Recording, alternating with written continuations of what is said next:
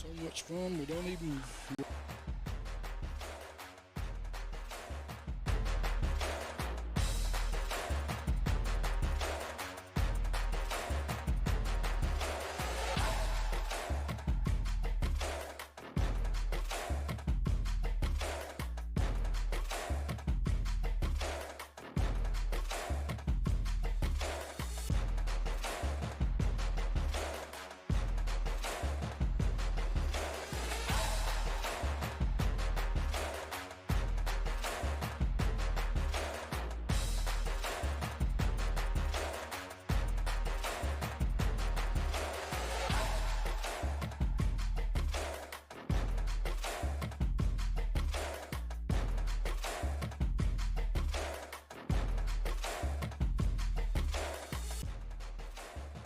that I've got right here.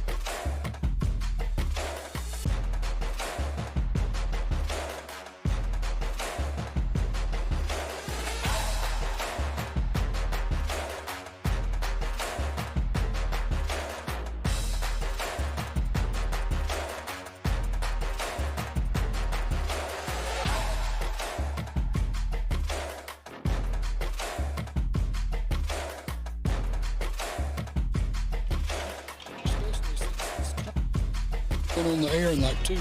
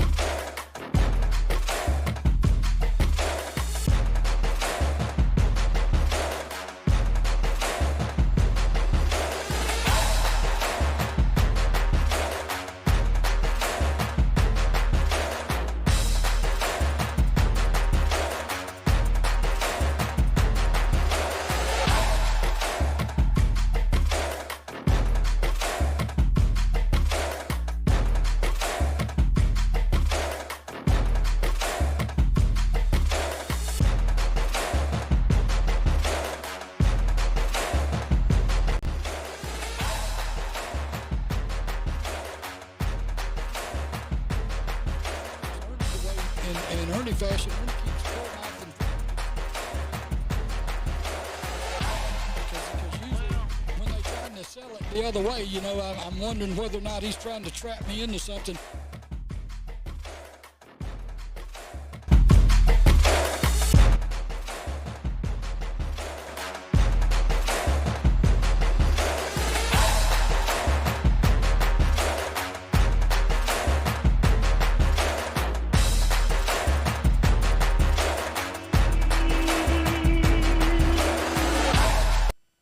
We appreciate you tuning in to WBZR 105.9 on this Friday evening. Ricky Dean, take it away. Thank you, sir. Thank you, Hayden, back at the radio station. Thank you for getting us on the air tonight, as you always do. Awesome job, brother, and we appreciate you. And of course, we appreciate what you do back there to get us on the air here. Boy, is this going to be exciting tonight. This is a big ball game in Class 3A Region 1 between two schools that lie just a little bit over 15 miles apart, between the W.S. Neal Blue Eagles and the Flomaton Hurricanes. Both very good football teams and both vying for what potentially could be playoff spots in 3A Region 1. And Rick, we've heard a lot of good things about Flomaton, and of course we've been with Neal through the season from day one. And of course we know this Neal football team is really good. Their only loss coming from the number 1 team in Class 3A Region 1. That's Mobile Christian, and Mobile Christian is just a little notch above everybody, right, to be quite honest with you. But this game right here, just as Hayden said before we went on the air, this game right here is going to tell a lot about these two teams and about where they are going to fall in the region standings as far as playoff contention comes into play. That's right. We're talking with Larry and Ernie White next door to us over there, broadcasting for WPFL and Flomaton. There's 3 spots left open for the playoffs, in our opinion. Right. And that's 2, 3, and 4. And this is a big one tonight, and to decide, one of those slots. I kind of feel like both teams will make it, but the seeding is what matters at this point. Of course, Flomaton's got a great defense and a great back in Jackson Fillmore. And, of course, W.S. Neal's got a great defense, good backs, and Carter Hodges and Jalen Lackley. So it should be a very fine football game tonight. Both of them very good football teams. Now, and to be honest with you, I mean, I don't know because I haven't seen Flomaton but except on one occasion, and that was some video that I got to watch from them when they were playing Hillcrest Evergreen. That game, being placed on YouTube. So I got a chance to watch that video. The only thing that I would say now, not to say that it's not a knock by any means, because if you got a good back and that's what you rely on, that's what you rely on. The only thing that I've kind of seen about Flomaton is they're really run heavy. Their offense is run heavy, of course, on the legs of Jackson Fillmore. They're going to rely on him a lot. Now, of course, we know that Coach Doug Vickery Jr. is a good football coach. Yeah, they're going to have a wrinkle. They're going to have play action or something set up that they're going to try to they're going to run, pound. As soon as they get safeties and stuff coming up, then they're going to probably try to go over the top and try to make a big play against you. And that's where you've got to be defensively as far as the Neal Blue Eagles. You have got to be you got to play grown-up football, and you can't get sucked up. You got to be disciplined, right, and you got to play your position. Everybody's got a spot that they have to play, and if you do your job, how many times have we heard this? Yeah, if discipline. You do your job, then things turn out well. But as soon as you make that mistake and you say, well, I'm going to come up and make a big play, if he's even, like they always say about a wide receiver, if he's even, he's leaving, and somebody's going to run by you, and you're going to get beat over the top. That's right. And if you watch a lot of the college football fans, they'll hear, Coach Steele when he was at Auburn, and Nick Saban has talked about it numerous times. Gap discipline. Right. Play your gap, have gap discipline. Don't get out of position. And, if it's not called for on a stun or something like that. But W.S. Neal has shown they've done it. Held Mobile Christian to the least points. I think they've probably got the best game so far this year. So, but you're right. I agree with you 100%. And you can't blame Flomaton. When you have a Derrick Henry, You run Derrick Henry. That's absolute. Right. You know, and Jackson Fillmore is a very good back. We'll be watching him tonight and playing very close attention to him. Of course, just a lot of great athletes. One thing that I did notice when Flomaton was out there warming up is they're pretty good size across the offensive and defensive fronts. Yes, sir. So we know they play good defense because Thomasville had been blowing a lot of people out. They held Thomasville to 21 points. And of course, you know, I mean, now they've got a big task. This game, of course, means a lot to them. Next week they go to, well, I'm not sure whether it's in Mobile or whether it's in Flomaton, but next week they've got Mobile Christian. So that's going to be a big game. Of course, Neal, they've got this game tonight against Flomaton. Then next week we go to Thomasville. We're on the road. And then we come back home and take on the last region game of the year will be against Excel. So improving Excel. Yeah. So one thing that Neal needs to do, certainly, WS Neal needs to be able to win at least 2 out of these 3 remaining games. That's right. So, you know, they would love to go 3-0, but if you can win 2 out of 3, then you put yourself in pretty good shape, and that's just the way it's going to play out. But I feel the same way you do, that the 4 teams out of this region that are most likely to end up in the playoffs, you're looking at Mobile Christian, Thomasville, Flomaton, and WS Neal. Now the thing is with Flomaton and WS Neal, right there behind well, yeah, Excel's close. Yes, they are, but Excel, I believe Excel lost with what they lost last year. Yeah. I mean, it's going to be difficult for Excel to win out. I believe it all depends. They would need help from somebody. They're going to need help from somebody. But I think the 4 teams that we just mentioned are going to end up being your playoff teams. Now, the bad thing is if you finish 3rd or 4, like more than likely that's what's going to happen between Flomaton, and it all depends on how far you've got to travel. And of course, we were talking to Ernie and Larry White, who's broadcasting on WPFL 105.1 earlier. They said that we're matched up against the Region 4, which Region 4, I believe, is way up North Alabama. So so we're going to have to, you know, more than likely the 3 and 4 place teams in Class 3A Region 1, you're going to have to ride away the first weekend of the playoffs and head a ways away. So anyway, we've got some other things we're going to talk about. We'll kind of run down area games from this area of the country, particularly in Monroe County and in Escambia County, Alabama. We'll tell you about all those games. Of course, got a big game going on right down the road in Atmore as the T.R. Miller Tigers. We passed their buses on the way to Atmore. That's a big game in Class 4A Region 1 tonight, taking place in Atmore. The T.R. Miller Tigers on the road to face the Escambia County High School Blue Devils. That game's coming up. So we'll have a lot of stuff to talk about tonight as all these regions are starting to play themselves out now. They're starting to line up, and we're getting a better idea of who the really good teams are. We'll talk about that when we come back. Let's take a 3-minute break and return. You're listening to WS Neal Blue Eagle Football on WBZR Atmore. This is Greg Albritton. While my official title may be state senator, many of you probably know me as Greg. In my district, we might be friends, neighbors, or even family, but we all share the same traditional values of faith, community, and a strong belief in hard work. Wherever I am, wherever I go, and whatever I do, I'm always honored to represent these values as I serve you. And even though state senator may be my job right now, you can always count on me to remember that I come from where you come from, and you can always call me Greg. Is your car ready for the season? Southern Tire Mart is ready to get football fans to games and practices with reliable maintenance, routine repairs, and the tire brands you trust. We sell and service tires for your personal cars, pickup trucks, SUVs, and RVs. If you need us, just roll on in. No appointment necessary. Visit us at 3803 Jack Springs Road in Atmore. Southern Tire Mart. We keep America and football fans rolling.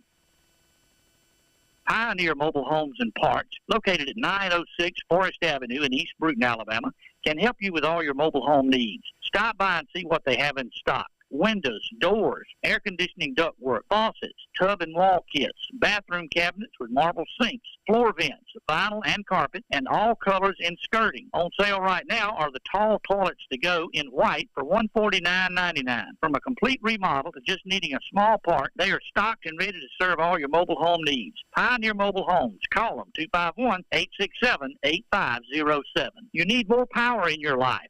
Creamer Power Equipment has that power for you. With a huge selection of the best products from Massey Ferguson tractors and hay equipment, steel handheld equipment, and the largest selection of mowers in South Alabama from Spartan, Gravely, Ferris, and Simplicity. Come into Creamer Power Equipment to see everything they can do for you with sales, rental equipment, and don't forget their shop where they work on all brands of small engines and tractors. Call them or text them, 251-286-8334, or go see them at 1291 South Boulevard, Bruton, Alabama. Getting the kids to practice on time. Remembering if it's your day to bring snacks. Making it to the game with a clean jersey. Why are simple things sometimes so complicated? Thankfully, with auto owners, insurance doesn't have to be one of them. Auto owners works with independent agents who answer when you call, so you can worry about more important things, like whether your kid is going to run toward first or third base. That's simple human sense. Call Horton Insurance, 251-867-5565, or come see them, 703 Forest Avenue, East Bruton. Jim Johnson Ford is the top dealership in Atmore, Alabama, with over 25 years of experience and is dedicated to providing a world-class car shopping experience with the best inventory of new and used cars, trucks, and SUVs in Atmore. Come by and see Ben Odom and staff and let them help you with their no-hassle car buying. They will listen to your concerns, answer all of your questions, and ensure you feel confident and comfortable with your car shopping experience. That's Johnson Ford in Atmore. For safety, for travels on the way home, Lord, and we just love, honor, and praise you so much. In Jesus' name, amen. And now, our national anthem.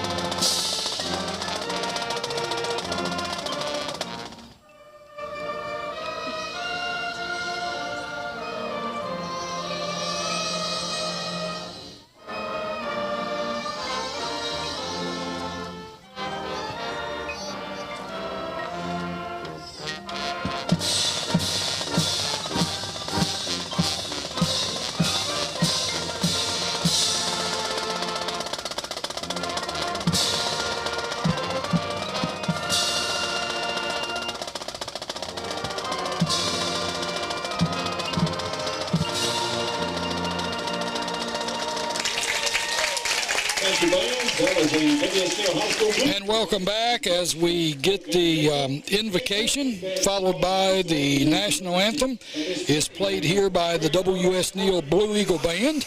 And so we've got that part of the pregame activities and festivities out of the way. And now it's not going to be long. We're going to tee this thing up and play a little football. And we're sure are excited about tonight's ball game.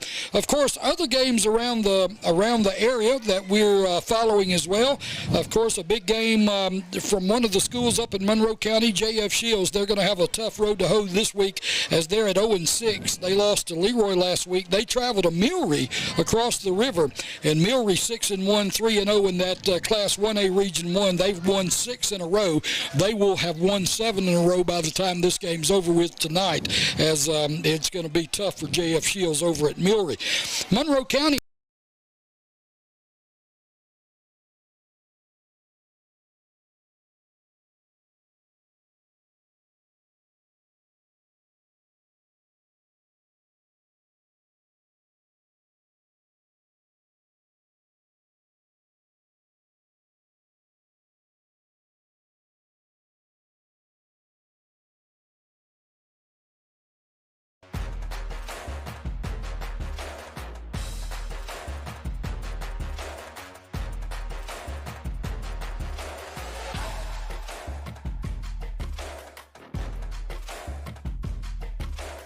Thomasville, of course, last week beat the Flomaton Hurricanes by a score of 21-7. That's going to be tough for XL up at Thomasville.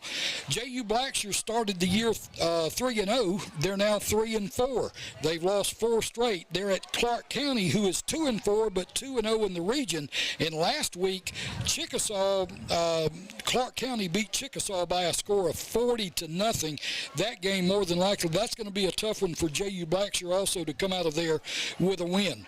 The Cougars of Escambia Academy at 3-4. They're 1-2 in their region. They beat Pickens Academy last week 46-14. They're at Patrician Academy tonight. Patrician Academy, a good football team, at 4-3. They're 1-1 in their region. And in the 2 big games in Escambia County this week, here's one of them going on in Atmore tonight. The Escambia County High School Blue Devils at 5-2. They're 2-2 in the region. They lost to Jackson last week 50-7. T.R. Miller travels to Atmore tonight. They're playing at Herbert Barnes Stadium on campus at Escambia County High School. T.R. Miller at 4-2. They're 3-1 on the region. In the region, they beat Bayside Academy, a big region contest last week. They won 31-17. Both teams in that region have 3 region games back to play, so it's going to sort itself out as it is everywhere now that we're getting toward the latter part of the season.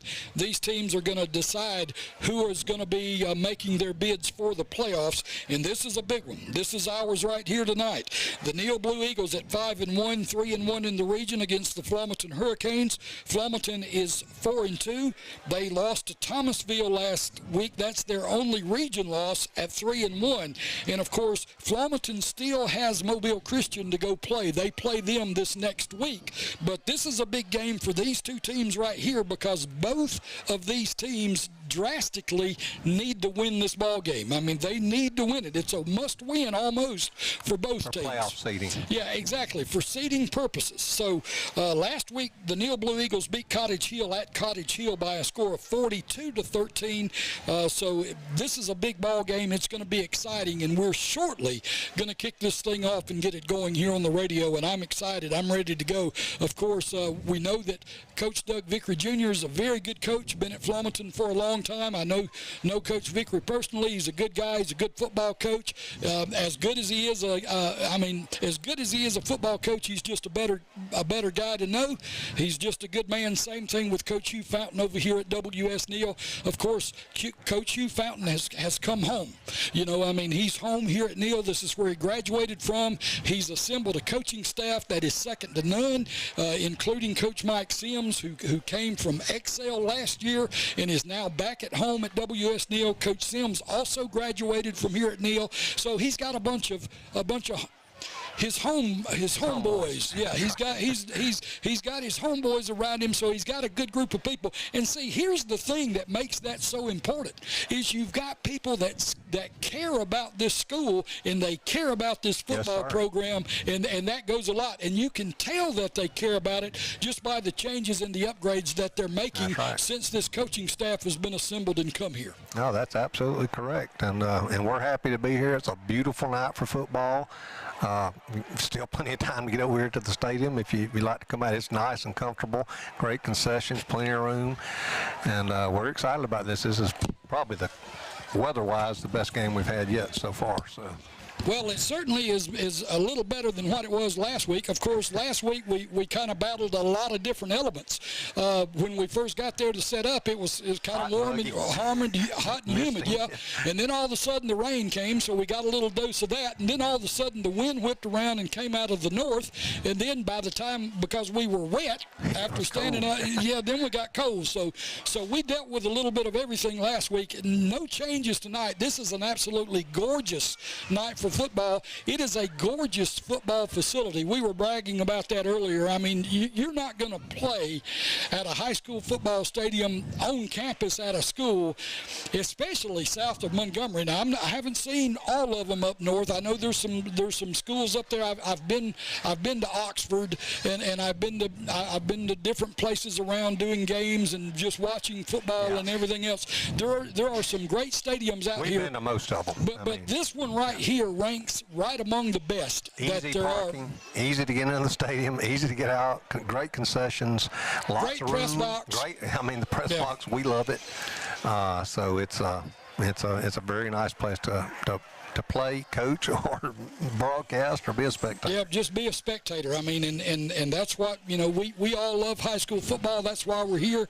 I'm excited about this one, and just this is one of those games that if you look at a schedule before the season ever starts, and you start looking and you want to pick out and circle games that are going to be just good ball games, doesn't matter what the record is. They're just going to be good games. This is one of them that would just jump off the page if you're familiar with Escambia County, Alabama, and with the competitiveness of all these schools that are close by from each other. You've just like the one in Atmore tonight. You've got T.R. Miller and Escambia County High School, big rivalry. You've got W.S. Neal and everybody else in the county. Flomaton, Escambia County High School. I mean, we played back when I was a Blue Devil, graduated in 1980, one of our big games of the year was coming to East Bruton, was going to T.R. Miller. We never played Flomaton because Flomaton was always a much smaller school than we were back then, because the classifications only went up to 4, and we always played 4A because we were a bigger school. It was a bigger school, about twice the size it is now. Right, that's exactly right. I mean, I can remember if you go back and look at the history of Escambia County High School football back then, we played Foley, Fairhope, BC Rain, Baldwin County. All the big schools from Mobile and Baldwin County. We were in that region because they were 4A. That's right. And we played the in-county schools. Yeah, so we had a big competitive little thing going on with Neal and with Miller. Never got a chance to play Flomaton, but Flomaton, they've got a state championship under their belt a couple of years ago. Coach Doug Vickery took them to the state championship, and they won it. So they've notched one of those. They're a good football team year in and year out, and so this is going to be no different. This is going to be a big ball game tonight as we get it started. So I'll tell you what, we're getting close to captains coming out, and they're going to walk them out and do the coin flip. So we'll take another quick 3-minute break and return with, we're going to decide it here in just a minute. And the way we're going to decide it is between these lines out here on the football field. That's going to be great. Right. Football's coming up. Let's take a break. You're listening to Blue Eagle Football on WBZR Atmore. Since 1963, Sweat Tire has been the go-to destination for exceptional tire services and more.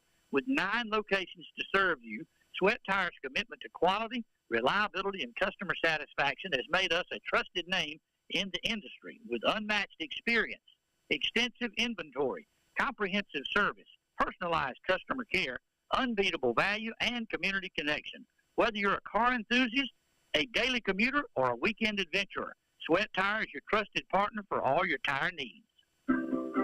Here's some good policy from your local agent and Auto Owners Insurance. When your insurance policy comes from us, it comes with something extra, a real person. Don't buy from an insurance company with an 800 number and a voicemail menu. Auto Owners Insurance operates exclusively through local independent agencies here to help you 24/7. Now that's good policy. This is Larry White Insurance Agency at 430 Palafox Street in Flomaton, or call 296-2471. Barrow Fine Furniture carries over 70 vendors, your one-stop shop for all your furniture needs. They specialize in special custom orders, or if you see what you like in the store, buy it today and take it the same day. You'll always get the best value and the highest quality when you shop at Barrows. Call or go online to view weekly specials. Barrows has locations in Flomaton, Pensacola, Mobile, Andalusia, and Dothan. Open Monday through Friday from 9 to 5, Saturdays 9 to 2. That's BarrowFineFurniture.com. Harrington Forestry Supply, located at 4656 Highway 29 in East Bruton, Alabama, are wholesalers in forestry machinery and equipment. They can provide engineering testing services as well as repair and maintenance of electrical equipment. Give them a call at 251-867-5920 for a free quote. Harrington Forestry and Supply is a proud supporter of W.S. Neal Blue Eagle football and would like to wish them the best of luck in tonight's game. Go Big Blue. Juniper Creek Lumber is a family-owned and operated sawmill operation with locations in Uri, Alabama, and Blountstown, Florida. Juniper Creek Lumber specializes in turning storm recovery logs into custom-cut lumber for use in a variety of building projects. We have longleaf pine, juniper, white cedar, cypress, and hardwood. And who wouldn't love authentic heart pine beams or new heartwood flooring custom cut to your need and specification? Check us out on Facebook or call Greg Fralick at 251-254-0414 or Cooper Dean at 251-362-8100. That's Greg Fralick at 251-254-0414 or Cooper Dean at 251-362-8100 for Juniper Creek Lumber, Southern Best.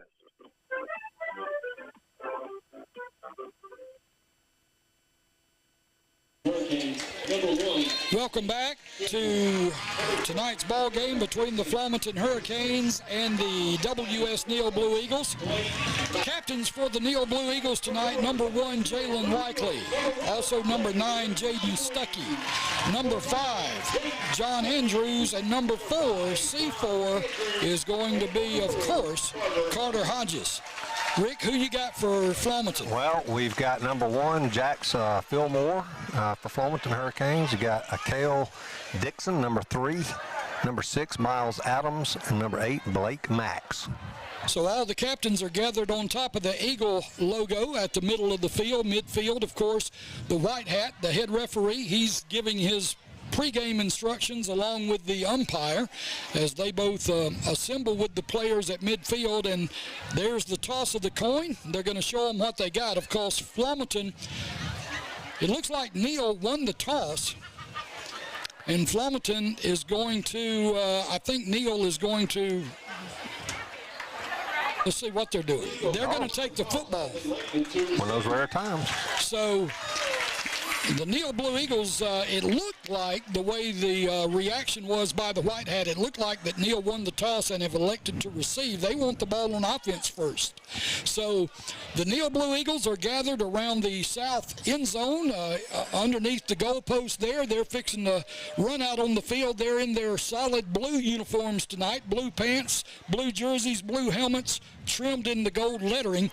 And the Flomaton Hurricanes to our left, or to the north end zone, they're going to be in their all-white uniforms with green numerals, their green helmets, and so they're in their away uniforms. And here comes the Blue Eagles of W.S. Neal as they were excited and they were ready to go. They were. And so they've come on out on the field to the raucous cheers of this large crowd on the home side tonight. Both sides, big crowd tonight. Yeah, a big Flomaton crowd over there to cheer on the Hurricanes. Hurricanes have still not made their way out on the field yet, as of yet, but they're getting fired up and ready to go, and here come the Hurricanes as they are running on to the field to the cheers of their fans as everybody stands up and welcomes the Hurricanes to the far sideline. And Rick, I'm excited about this one. This is going to be a good football game. Oh, it is. And as you said earlier, I mean, this is what you call one of those, we're going to get into geometry again tonight. That's what I call this. Circle is geometric. It's one of those circle games, you know, and I mean, it's an excited crowd. I'm excited. It's a beautiful night for football, and we knew this would be a big game before the season started. Well, this is what high school football is all about. I mean, when you can sit here and I don't even have a dog in this fight other than being a Neal fan because I'm doing them on the radio and everything. And of course, we have learned to love this Neal Blue Eagle football team. You know, the thing is when both of these teams run out on the field and you get those chill bumps that you always get, you know, because it's almost as if we were playing in the games ourselves, you know, and we are not. But we do have literally a bird's eye view, the Catbird seat up here. It is a beautiful stadium with a beautiful press box. And yeah, there's no better place that I'd like to be than where I'm at right now, watching a great high school football game than where I'm at here at WS Neal High School. We are grateful to be here. Oh yeah, no doubt. We are certainly grateful for the opportunity to be able to follow and you know, all the teams. I mean, all the teams in Class 3A Region 1. There's some really good football that's played week in and week out in this region, and we get to see all of them. I mean, Can't be any more blessed than that. So Flomaton is going to kick off. They've got the ball teed up at the 40, and there's the kick. It's going to be a little squib kick as it's going to be fielded by an up man. It looks like he lost the ball, and Flomaton is going to recover it. Jalen Taylor, number 2 for Flomaton, recovers the ball. They do a little squib kick. Almost, it wasn't really an onside kick. They were just trying to keep from kicking it deep. And the up man fielded it, and he got hit after taking about 2 steps with the football. The ball's jarred loose. It was an excellent squib kick, almost like an onside kick. He barely touched it, Quayle McCants, before he got hit. As you can see, we're on YouTube as well. If you're watching on YouTube, you can see it. He got hit as soon as he touched it, and of course they recovered it. So Jax Fillmore leads his offense, and they're going to be set tight. One back in the backfield. It's going to be Fillmore, and movement before the snap. Number 58 moved a little early for Flomaton. That's going to be John Wesley Sessions. That's Coach Sessions' son that used to coach baseball over at Flomaton. He's still there coaching. Anyway, that's a 5-yard mark-off. That's going to bring up a first down and 15. The ball moved back from the 39 back to the 44, where it'll be first down and 15 for the Hurricanes. They break the huddle. Same set. It's going to be a tight set. Snap is to Fillmore. Fillmore looking for running room. Got running room right up the middle. He breaks free and is going to be drug out of bounds by number 4, Carter Hodges. So that's what you're going to get. You're going to get a steady dose of that all night long. They're going to get a heavy dose of it. Yep, that's what they do. So that gains plenty of room, plenty of yardage for a first down. It'll be first down and 10 for Flomaton at the Blue Eagle 27-yard line. They break the huddle again. Jax Fillmore in the shotgun. No wide outs at all. They play power football. There he is again. They crowd him pretty well that time. Still gain a few yards on the first down play, though. They don't. 4 yards, yeah. Yeah, he gains about 4 yards. I tell you, if you can run plays like that all night long and gain 4 yards a lick, you're going to have a pretty good night offensively. Yeah. That'll bring up a second down and 6. The ball inside the 25 at the 24-yard line. Same set. Jackson Fillmore, the quarterback, takes the snap. He's going to run, got pulling guards. He's going to run it right up the middle, still on his feet. And they finally take him backwards, but he gained inside the 20-yard line, yeah. I think Almir and maybe Jaden Stuckey in on the tackle on that, and several more Blue Eagles, but it's going to bring up the first third down of the game for the Flomaton Hurricanes. Third down and about a long 2, maybe 3. I believe Aiden McCall was also on that tackle. Same formation. Jackson Fillmore from the shotgun. There's the snap, running behind his big blockers. He's got running room. He's got a first down. He's going to battle his way inside the 15 down to about the 11. And it's going to be a first down and 10 for Flomaton. They can get a first down without getting a touchdown. They got to get it down inside the 1 for the first. But Flomaton is just doing what Flomaton does right here. We've talked about it on our Sports Moose Media podcast earlier in the week. We talked about it pregame here. This is Flomaton football. There's the snap. Handoff is going to be right up the middle. He got stuck, but he's still running hard. I'll tell you something. Jaden Stuckey stuck him. When you see the head snap back. Yeah, that's big boy football right there. Play still gains a 1 yard carry, but he paid for that 1 yard. Second down and 9. Got to make it down to about the 1 yard line, maybe the 1.5 for a first down. Ball spotted at the 10-yard line. Same formation. Jackson Fillmore from his quarterback spot, going to go wide, looking for running. That's got to be a hold, and they get the penalty flag, get another flag. He just slung him down. Yeah, that's definitely going to be a hold against Flomaton. Slung our man Omar down. Well, I got told this one time in a game, I think it was against Williamson, my senior year of high school. The old boy Old boy kind of bowed up at me about middle of the third quarter and told me, if you can't block me, don't hold me. I said, well, I'm going to have to hold you the rest of the night because I can't block you. That was that little nose guard. Yeah, that was that nose guard from Flomaton that gave me so much trouble. Yeah, I was holding. I got thrown. They threw a holding call against me, and I said, "What was that holding?" And the old referee said, "Well, you've been holding him all night." I said, "Yes, sir. You're right." There's the snap. Jackson Fillmore. Here's the little misdirection. Oh, good job there by the defense. The Neal defense read that perfectly. Yeah, that was, I'm here to tell you, Quavon McCants and Jaden Stuckey stayed home. It was like they did some homework. They were waiting on that little. Well, you better know that's one of the plays that they knew was coming. Yeah. Because they were setting that play up with the run after run after run to Jackson Fillmore, but Flomaton did a great job.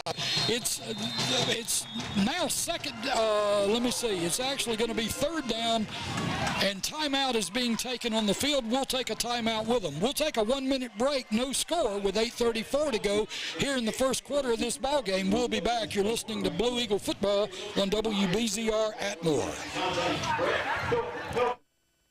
Britain. While my official title may be state senator, many of you probably know me as Greg. In my district, we might be friends, neighbors, or even family, but we all share the same traditional values of faith, community, and a strong belief in hard work. Wherever I am, wherever I go, and whatever I do, I'm always honored to represent these values as I serve you. And even though state senator may be my job right now, you can always count on me to remember that I come from where you come from, and you can always call me Greg. Is your car ready for the season? Southern Tire Mart is ready to get football fans to games and practices with reliable maintenance, routine repairs, and the tire brands you trust. We sell and service tires for your personal cars, pickup trucks, SUVs, and RVs. If you need us, just roll on in. No appointment necessary. Visit us at 3803 Jack Springs Road in Atmore. Southern Tire Mart. We keep America and football fans rolling. Change at quarterback for Flomaton. That pass is going to be... Did he catch it? The pass was intended for Jackson Fillmore. Was incomplete. Okay, they changed quarterbacks. They put number 8, Blake Max, in, and he tried to hit Fillmore on a pass play. That pass play falls incomplete. Yeah. He was under a lot of pressure, and they were all over it. So it's now fourth down. The ball spotted at the Neal 20-yard line. It's fourth down and 19. They've got to make it inside the 1 for a first down.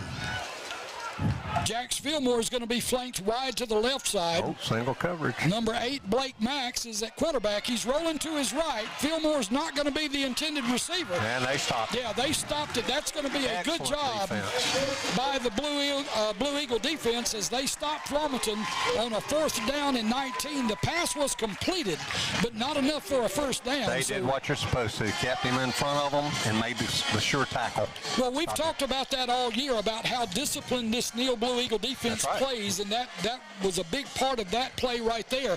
They let the pass be complete. They kept everybody in front of them, didn't get beat deep, and they made the play and turned the ball over on downs. So it's going to be first down and 10 for the Blue Eagles, headed the other direction from about the 7-yard line. There's the snap. Carter Hodges, little quick pitch coming out around the right end. Got some speed. Yes, sir. Yeah, Jalen Likely's got some speed, and he tries to outrun the defense and does. Coming around right in. Moves the ball all the way out to the 20-yard line. That's going to be just a little short of a first down. Actually, they mark him out about 2 yards short of the 20 at the 18. Second down and 2 for the Blue Eagles. They have slot receivers to the right side, one wide receiver to the left. Carter Hodges from his quarterback spot's got Likely in the backfield with him. There's the snap. Hand off to Likely. Likely trying to pick his way, and a good job there by the Hurricane defense. Not sure it's going to be close. It's going to be awful close. He does get marked out at about the 20, but they do signal first down. Yeah. So the chains move. Likely kind of danced around right there. He was looking for a way to go. I think he'll learn to just on those plays where it's, just a short yardage, get what you can, dive and get the first down, and he did. So first down and 10 from their own 20-yard line for the Neal Blue Eagles. Slot receivers to the left side, tight end set to the right. Got a man in the backfield. Carter Hodges is now underneath center from the I formation, and it looks like movement as the far side linesman threw a penalty flag, and that usually indicates, yep, it's going to be a false start against the Blue Eagles. Sometimes he's got to make sure when he gets up there, he asks that linesman or line judge, am I on? Yeah, and I think he was on. I think what he saw was maybe just a little early movement. That's going to be a 5-yard penalty. First down and 15 now, back from the 15-yard line. Same set, little toss sweep, going to Likely around left end, got running room, battling for yardage. Boy, that's hard-nosed running right there. That's a nice 7-yard pickup. Yeah, I mean, that's the thing about Likely. He runs hard. He's not just fast. He's strong and tough. Looks like they spotted the ball at about the 23-yard line, so it's going to be second down and 7. Yeah, about an 8-yard pickup. About an 8-yard pickup on first down. But because of the penalty, it's still second and 7 now. Carter Hodges goes back into the shotgun. Slot receivers to the right, one wide receiver to the left. There's the snap. He's going to fake it. Carter Hodges is going to keep it, but Flomaton reads that one. Yep. They were looking for that play right there. That's one thing that they've gone over a lot on defense, is that if number 4 pulls it, somebody's got to be on him, and they were. And they were. Just like we said about W.S. Neal earlier, they've done their homework. They were ready for that one. Third down and 5 now for the Blue Eagles as the ball comes out to the 25-yard line. Stacked receivers left, one wide receiver to the right. 2 backs in the backfield with Carter Hodges. Carter Hodges drops. He's being rushed. He's going to pull it down. Still going to stiff arm him. He got the first. He did get the first. What a good job there by Carter Hodges. Stiff arm. As he stuck out that left forearm and was able to stiff arm the defender and come all the way out across the 30-yard line to about the 33 or 32 actually. So that's going to be a Neal first down as the chains are going to move. No score, clock running. We're halfway through the first quarter, 6:16 to go. The clock stopped with the out-of-bounds play, and the White Hat just spun it into action. There's the snap. Handoff is going to be right up the middle. That's a great run and a great call. You're absolutely right. Number 20 on the carry for the Neal Blue Eagles. Number 20 is Jalen Williams. Oh, I like that call. Oh, that was a nice, I mean, they hit the football well. Let's give the offensive line some credit there, too. I mean, that was a big hole, little trap hole that they opened up for him, and he went right through it. That was a perfect description of what that was. That was a trap play to that H-back, that far side H-back, and he came back this way. Second down and 1 now for Neal. There's the handoff going to be to Jalen Likely. Likely still on his feet, battling for yardage. He's going to have enough for a first down as he gets first down yardage by about a full yard. Stop me if you can. I mean, this is going to be an old school football game right here. The end of this one, I mean, it could end up being a 14-13 game. I mean, there's not going to be a whole lot of offense, I would think, the way both teams are just going at each other right now. They're perfectly content with eating up clock and just eating up plays on the ground. First down and 10 for the Neal Blue Eagles. The ball at their own 43-yard line. There's the snap. Handoff is to Likely. Going far side. Got some running room. He got a block. Oh, they got, and how in the world, whatever the thing was, it must be a hold to this side. And why you would hold to this side, I have no reason to even understand it. Because the play was going the other way all the way. Oh, it's on them. It is on them. Maybe a personal foul. Is that what they, or was it a hold? He hasn't said yet. Well, he signaled something, but I couldn't tell what it was. It could be that when the wide receiver released, that number 3 here grabbed a hold of him and just held him up. Yeah, well, they're tackling on to the end of the run. Yeah, that's going to be a personal foul. That's going to be a 15-yard personal foul penalty, probably a dead ball foul, because they're tacking on exactly the way you said. They're tacking on the yardage after the run. That's going to take the ball all the way down inside Flomaton territory to the 30-yard line, and that's where it'll be first down and 10 for Neal. There's the snap. Fake to the back in motion. Looking to throw. Oh, he's got a man. He caught it. Touchdown. Touchdown, W.S. Neal. That was an incredible play and an incredible throw by Carter Hodges. Yes, sir. That was beautiful. They had everybody out of position. Let's give him the boom. Boom! Carter Hodges, as he threw a perfectly great and an incredible catch. And that, that's a hard pass. He was wide open, and I mean, yeah, I believe it was a good catch too. I believe the catch was made. Was that Quavon McCants, number 8, that made that catch? We're sitting here watching. I was looking, and I was thinking the way they were patting him on the back. It was It may have been Quavon McCants on the catch, but it was an incredible throw, and it was an even better catch by the receiver. 4:40 to go here in the first quarter. Ask our camera person to do the replay, and let's see. So 6-0 Neal. That was pretty. Let's see, penalty flags. It's going to be a delay of game on the extra point. I mean, you got to get in there and kick the ball. I mean, I know what they're doing. The celebration went a little long on that touchdown, but still, you got to get in there and kick it. So that's going to back it up 5 yards. So it's going to end up being a 25-yard point after. The ball will be spotted at the 15, and then you count the 10 yards of the end zone. So we got to hammer this extra point to get it through. There's the snap. It's down. It's up. It's no good. Wide to the right or left. My other right. Your other right. Anyway, with 4:40 to go here in the first quarter, the score, Neal 6, Flomaton nothing. We'll take a break and come back. You're listening to Blue Eagle Football on WBZR in Atmore.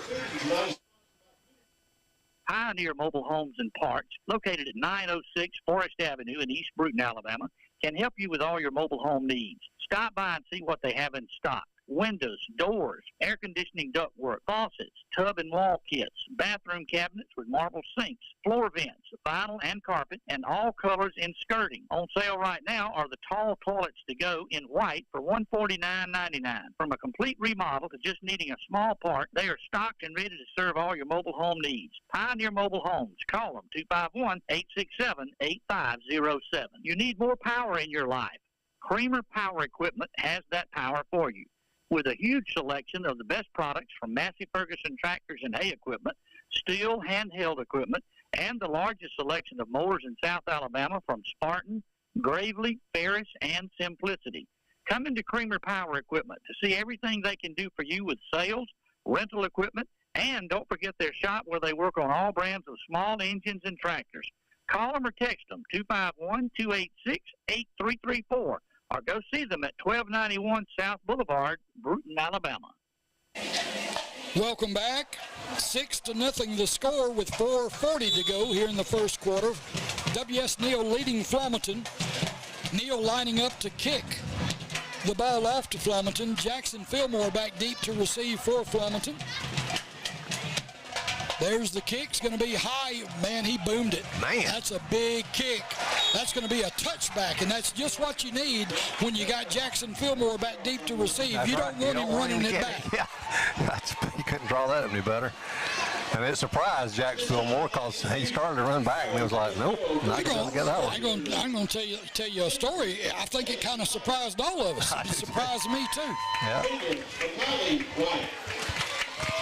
So, Flomaton, the Hurricanes, they'll have the ball on offense. First down and 10. The ball will be spotted at their 20-yard line. Still 4:40 left on the clock. Both teams with 3 timeouts. And, of course, here we go again. You're going to get a steady dose of Jackson Fillmore right here. Actually, they have lined us in they've got number 8. That's going to be Blake Max. Still no wideouts. There's the snap. Handoff is going to be to Fillmore. Fillmore battling for yardage. He got 3 or 4. Yeah, it looks like he gained about maybe 3.5. 4. Yeah, a long 4 or a short 4. Yeah, going to be a long 6 left to go. Yeah.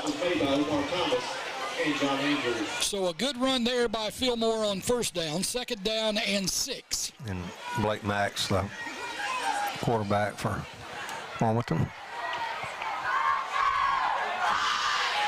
Same formation, Fillmore in the backfield. Max, the quarterback, takes the snap, going to hand off to Fillmore. Fillmore looking for running room. Yep, they're going to drive him back. So he gains a couple more yards. I mean, they're going to get a steady dose of it all night long. They've got to be ready to defend. They've also got to be ready to defend the counter. Yeah, because Blake can pass. I mean, they can pass, and I think Flomaton fools people with that, like you said earlier, with the play action, and so you got to be disciplined. But third down and 4, yeah, they can obviously throw it. They just hadn't had to very much. Yeah. Looks like now Fillmore's going to take the snap. There he is. He's got it. He's weaving for running. He's going to have a first down. Yeah. As he goes, he's just got quick feet. I mean, his feet, that's the thing. He dances through the hole, but he gets up when they snap the ball directly to him. He can see the field, and he picks his lane he wants to go through, and that was a good play there on third down and about 4 to pick up a first down. Yep, nice hard run. First down and 10, Flomaton. The ball out at the 33-yard line, their own 33.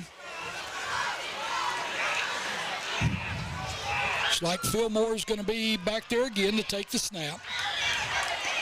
There's the snap. He's going to run it again. Got pulling guards, and a good job finally. there. Yeah, and it looks like there's going to be a hold called by the near side linesman as he threw a flag, and it was during the play. It was a chop. I don't know. Well, they actually called it on. They must have took down a blocker. Well, and that's what it's going to be. It's going to be a 15-yard penalty against W.S. Neal for going low on probably on one of the pulling guards. Yeah, I know that sounds unusual, but with the type of offense Flomaton's running, it's not a double wing, but it's kind of like one, with the pulling guards. And, and you're taught, if, on the defensive line, defensive ends, as like an old wedge buster, but you can't go below the thighs. Ball moves all the way out to midfield. It's at the 50. That had to be motion, but nothing was called. And, they got him good. They tried that little. You, Jalen Williams, number 20 for W.S. Neal. That was an outstanding play. Yeah, on the carry was Akale Dixon, number 3 for Flomaton, and Dixon gets thrown for a big loss. Loss of about 6 yards on the play. Great job of Jalen Williams. Second down and 16 now. The ball comes all the way back to the 44-yard line from the 50. Clock running with 1:55 to go here in the first quarter. 6-0 the score. Neal leading. Flomaton with the football. Jax Fillmore is in the backfield, but is not positioned to be the quarterback this time. That's going to be number 8. Jax is the lead blocker. He's trying to lead the quarterback around the end. Yeah, they knock him out of bounds far side. Omar Thomas made the play. Number 6 for W.S. Neal. Great job, Omar. They snapped it to the quarterback, number 8, Blake Max. Max just took the ball, and it was an all-out quarterback run going to the far side. He had Jax Fillmore in the backfield, and Jackson Fillmore was leading him around right in. Gets knocked out of bounds at about the Neal 49-yard line. It's going to be third down and 9. Yeah, it was a good pickup, but still third and long. And a good play by Omar, number 6. Same setup in the backfield. Fillmore's back there. There's the snap. Handoff. Here's the little reverse. They read it. They got to make the tackle, and they do. Good job there defensively. I tell you one thing, this Neal defense, like we've said the whole year long, they've played disciplined football, and that's the way you stop that play is with discipline. John Andrews, Quay McCants, and they forced it back in like they were supposed to, and a host of Eagles in on the tackle once it was forced back inside. Brings up a fourth down and 6. The punting unit for Flomaton comes on. Back back to do the punting, number 4. That's going to be River Raymer. I know his daddy. I think Aaron George Andrews was in on that tackle, number 77, big number 77 for WSL. So. Yeah, River Raymer is Tim Raymer's daddy. He's the he is the property manager at Wind Creek Casino in Atmore. There's going to be a delay of game called against the Flomaton Hurricanes. As I tell you, you know, the way this has happened once to Neal now, once to Flomaton on these kicks, they got to understand, as soon as that previous play is over with, he's hashing that ball into play. You got to get out there and kick it. Looks like a very competent and good refereeing crew tonight. Oh, yeah. There's a high snap, punts away. It's going to be, off the side of his foot. And so Neal's going to have good. Oh, man. They need to get Clay out of there. Come on, son. It's going to be a penalty flag, and it's going to be 15 yards. That's going to be. Here's the thing: is if it happened after the play was over with, it's going to back Neal up 15 yards from where the ball went out of bounds. If it was before the play was over with, it's going to be a first down for Flomaton. We'll stay here and wait and see what they do. Well, that's what they're talking about right there. Was right. And they were both going at it. Of course, they get who they get normally. They get the second guy. Yeah. You don't get the instigator. You get the respondent. Let's see what. Uh-oh. It looks like it's going to be Neal football, but they're going to back it up 15 yards. That's what it looks like, because Flomaton's defense is on the field. And the white hat is going behind. He's always behind the offense, so he's going to be back. So, yes, Neal's going to keep the football, but it's going to be a 15-yard penalty from the spot that it went out of bounds. Yeah, and that's what it was. It was that was it's either personal foul or unsportsmanlike conduct. I'm not sure which. And actually, the way it worked out is it worked out good for Neal, because it could have still been Flomaton football. So first down and 10 now for WS Neal. The ball's going to be spotted at the Neal 15-yard line. They would have had it at the 30. Trip receivers to the right, man in motion. That's going to be Likely. Likely's going to be the decoy. Carter kept it. They're going to keep it, and Carter Hodges on the carry. He's going to be dropped for a loss. A lot of laundry on the ground out there. Penalty. Yeah, I'm not sure what this penalty is going to be. They're going to talk it over. Holding. It's going to be holding again against Flomaton. It's holding on the defense. So somebody's grabbing a hold of somebody. Probably they're worried because they know Carter Hodges can throw the football the way he did down here. That's right. And so they're grabbing wide receivers when they come off. About a beautiful pass like that early in the game, it'll be in the back of their minds the rest of the game. I mean, and we knew he could throw. I mean, so.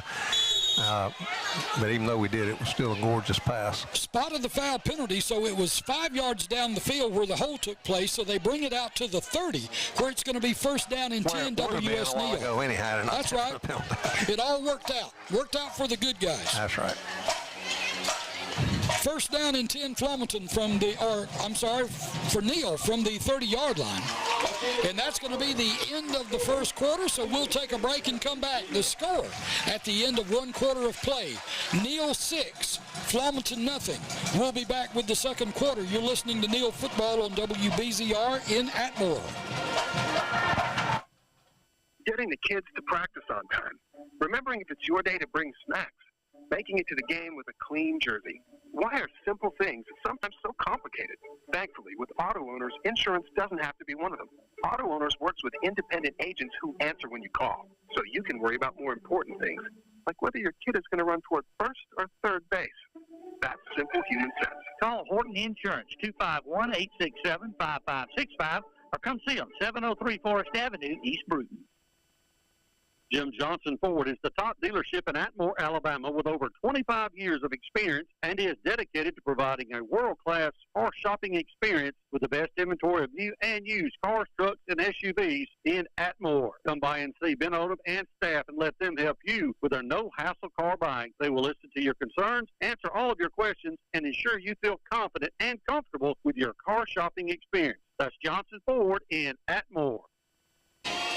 Welcome back. 6-0 the score as we get set for the second quarter of this ball game. W.S. Neal, the Blue Eagles, taking on the Flomaton Hurricanes here in East Bruton. On campus here at W.S. Neal High School. And Neal will now be going from south to north with the ball. That's right. We spun it around like we always do when we change quarters. So they're right here in front of us now, and they're near hash marks, so it's better to see, you know, but we hope that they get worse to see because we hope Neal takes the ball on down to the other end of the field and can get it into the end zone. 12 minutes on the clock. The play clock whistled into play by the referee. Stacked receivers to each side in a tight set. The handoff is going to be to Likely around right in. Oh, he comes back. He's got to pick up a block. He does. Great block there by C4. And that was all on the legs of Likely right there. Yeah, there was no yardage the other way. So, you know, a lot of times I don't like to see them do that, but, you know, Likely's got the speed to make it work. And, of course, he was sprung by a great block by Carter Hodges, number 4. Yes, C4 threw a big block there. Don't you love picked seeing up your quarterback block like that for his teammates? Well, you do as long as he remains upright and in the ball game. I mean, you don't want him getting hurt. No. That's for sure. 2nd down and 4 now after a gain of 6.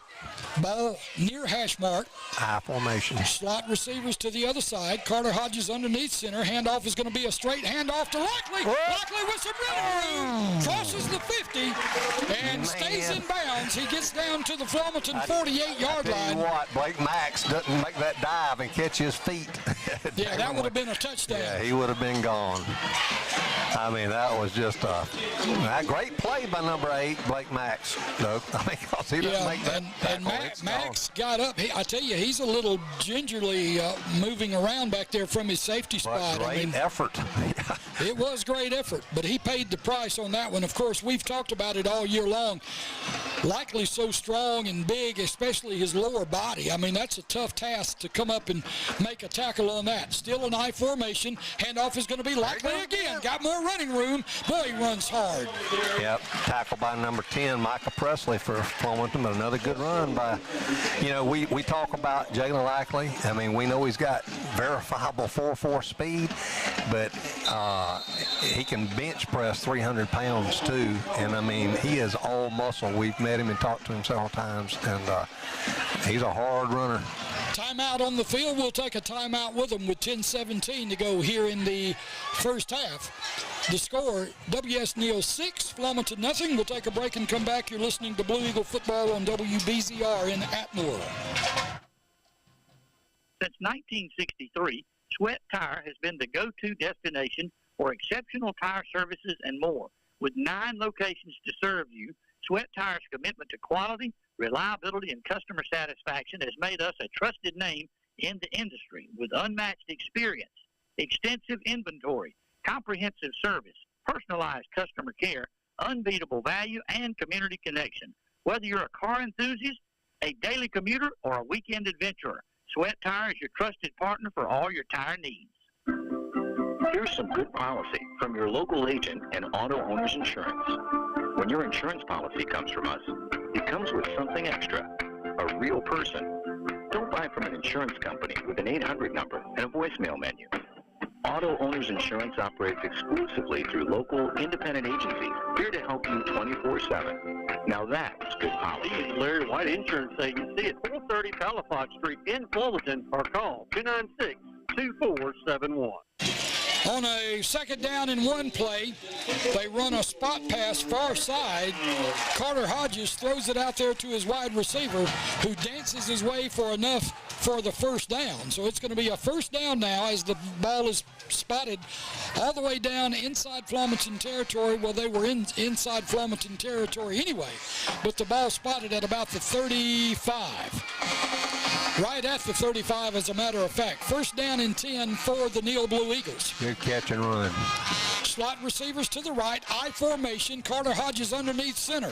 Handoff is going to be to Likely. Likely dancing, getting around right in. Good hard run. He's going to gain 5, maybe 6. It's going to be right at 5 yards on the carry. It'll be second down and 5 from the Flomaton 30-yard line. Good block, another hard run by Jalen Likely. And one thing about this offensive line for Neal right now, they're winning the battle up front. Carter Hodges underneath center. It's going to be handoff to Likely again. Likely picking his way, battling. First down. It's going to be a first down and a little bit more than that, as he'll be spotted down at the 21-yard line. And that's going to be a first down and 10 for the Neal Blue Eagles. I like it. I like this kind of football. This is old school. Yeah, it is. No school like the old school, and this is just, hey, here's where we're coming, stop us. Of course, Neal does not huddle. They just get the play in from the sideline. Looks like Hodges is going to go back into the shotgun. Slot receivers to the left, tight end to the right. Carter Hodges, the quarterback from the shotgun, going to take it. His all-out quarterback run. He's got some room. He dances inside another guy. Touchdown! Touchdown, W.S. Neal, as the Neal Blue Eagles and Carter Hodges, C4, gives them the boom around right in. That was pretty too, because he made a man miss and dove for the pylon. That looked like something worthy of ESPN highlights right there. So that's going to run the score to 8:47 to go here in the first half. The score, Neal 12 and Flomaton nothing. And the point after coming, let's see, are they going to kick it or go for two? And they're going for two. They're going to try to get the point back that they lost on the missed extra point earlier. Carter Hodges from the shotgun. He's looking to throw. Got a man open. Got to get in the end zone. I don't think he's going to get there. No, he's no good. Didn't make it. So he didn't make it. Yeah, you got to get your receiver on that down and out. You got to get him in the end zone and throw it to him in the end zone. You can't hit him with it short. And the receiver just didn't quite get there. Let's take a break and come back. The score with 8:47 to go, first half. W.S. Neal 12, Flomaton nothing. We'll be back. You're listening to Blue Eagle Football on BZR in Atmore. Barrow Fine Furniture carries over 70 vendors. Your one-stop shop for all your furniture needs. They specialize in special custom orders, or if you see what you like in the store, buy it today and take it the same day. You'll always get the best value and the highest quality when you shop at Barrows. Call or go online to view weekly specials. Barrows has locations in Flomaton, Pensacola, Mobile, Andalusia, and Dothan. Open Monday through Friday from 9 to 5, Saturdays 9 to 2. That's BarrowFineFurniture.com. Harrington Forestry Supply, located at 4656 Highway 29 in East Bruton, Alabama, are wholesalers in forestry machinery and equipment. They can provide engineering testing services as well as repair and maintenance of electrical equipment. Give them a call at 251-867-5920 for a free quote. Harrington Forestry and Supply is a proud supporter of W.S. Neal Blue Eagle football and would like to wish them the best of luck in tonight's game. Go Big Blue. Exactly. Go Big Blue. That's what we're all saying here as the Neal Blue Eagles have a 12-0 lead with 8:47 to go first half. And that was a good pass to Jabri Mackey. That was also a good pass to him earlier. I couldn't quite get his number. His number is number 12. He's kind of bunched up, but he's made several good plays, catches, and runs. And that was a hard run. He just couldn't quite get there. In to do the kicking for the Blue Eagles is going to be number 8. And number 8, of course, who is booming the football, that's going to be Quavon McCants. They kick it to Fillmore. Fillmore still on his feet. Far side, going to battle out of the way. Ooh, that's why you don't kick it to him. And not only is the kicker, he's also a linebacker, Quay McCants. Yeah, and he went down and made a good hit But the return. A great return by Jax Fillmore, sure was. Yeah, he brings it out all the way across the 40 to the 45-yard line. That's where it's going to be spotted, right at the 45. And that's why you better keep it away from number 1 because he is a load and he's fast. But that was a great hit. It was a great hit. I'm not even sure what you would really call Jackson Fillmore. He's a running back that they run the Wildcat. He's really not a quarterback. That's what you have right there. Yeah, they missed him right there. Somebody shot the gap and missed him. Yeah. But a big run on first down. Blitz, but he got right past him. Yeah, he ran by him. Gain of 5 on first down. Actually, that was Jaden Ewing that went right by him there. Sorry. So, no, that's okay. That's a gain of 5 on first down. Second down and 5 for Flomaton. The ball goes out of bounds right at midfield. So Flomaton's going to break the huddle. The ball is at the far hash mark, right at the 50. Tight formation. Heavy to the right side. Jackson Fillmore takes the snap, running behind, pulling guards. Nothing. Yeah, good job there by the Blue Eagle defense. And we talked about that, you know, as long as Flomaton stays primarily one-dimensional, this is really a good Blue Eagle defense. Well, I can tell you number 51 for the Blue Eagles and number 9, Jaden Stuckey, both in on that tackle, and they stopped him cold. So 3rd and 4, long 4, short 5. Yeah, we'll call it a long 4. 3rd and a long 4. Jackson Fillmore takes the snap, still going to run behind his guards. They're back. He gets up there close. I think he got it. Good hard run by Jackson. Nah, he's going to be short. Is he short? Yeah, I think he's short where the mark is to this near side. He had to make it all the way out to the 45, and I believe he's going to be about a half a yard short. Good eye there, Mr. Dean. I thought he had it. I looked at it with my good eye, not my umpiring eye. You know, if I'd have looked at it with my umpiring eye, a lot of people would have said, well, you missed that one. You weren't using the lopsided eye. That's right. I looked at it with my good one, and it's going to be about a half yard short. 4th. Good call, Blue. Yeah, I don't hear that very often. No, I do not. So 4th and about half a yard. Offense is staying on the field for Flomaton. I see Coach Victor yelling. I think it's timeout by Yeah, he's going to call a timeout. He didn't like something that he saw, so we'll take a timeout with him. 7:10 to go here in the first half. The score, WS Neal 12, Flomaton nothing. We'll take a break and come back. You're listening to Blue Eagle Football on WBZR in Atmore. Juniper Creek Lumber is a family-owned and operated sawmill operation with locations in Uri, Alabama, and Blountstown, Florida. Juniper Creek Lumber specializes in turning storm recovery logs into custom-cut lumber for use in a variety of building projects. We have longleaf pine, juniper, white cedar, cypress, and hardwood. And who wouldn't love authentic heart pine beams or new heartwood flooring custom-cut to your need and specifications? Check us out on Facebook or call Greg Fralick at 251-254-0414 or Cooper Dean at 251-362-8100.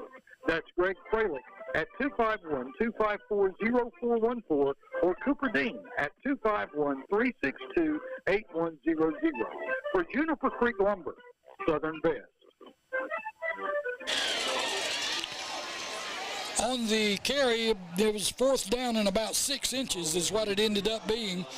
And Flomaton gets the first down as Jax Fillmore took the snap as he's had all game long. Runs behind his guard and tackle to the left side and gains good yardage. Yeah, well blocked, a blitz and short yardage defense by WS Neal, but he squeezed through a gap, gained 6 or 7 more yards than he needed. 1st and 10, Flomaton from the Neal 35-yard line. There's the play to Fillmore. Fillmore picking his way. You know, I'm going to say something here. You know, Jax isn't just strong and fast. He's elusive. He gets past people. I mean, we've said that several times calling the game. It looks like they got him, but all of a sudden he's past them. Well, this kid's fast because if I'm not mistaken, I've heard, you know, commentary about him, things that have been said about him before, and he's a track athlete for Flomaton, and he can fly. Yeah. I mean, not only that, his lower body's very very strong. I mean, he's got the build of a running back. Kind of reminds me of Christian McCaffrey. Yeah, exactly. 2nd down and 4. Trying to draw him off right there. Good discipline by WS Neal. Yep, there's the snap. He's got that little head bob going on. Yeah, he breaks.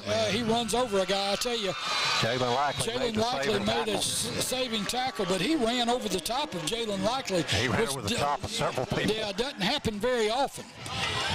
But Likely hangs on and is able to pull Fillmore down. It's going to be a 1st down for the Hurricanes.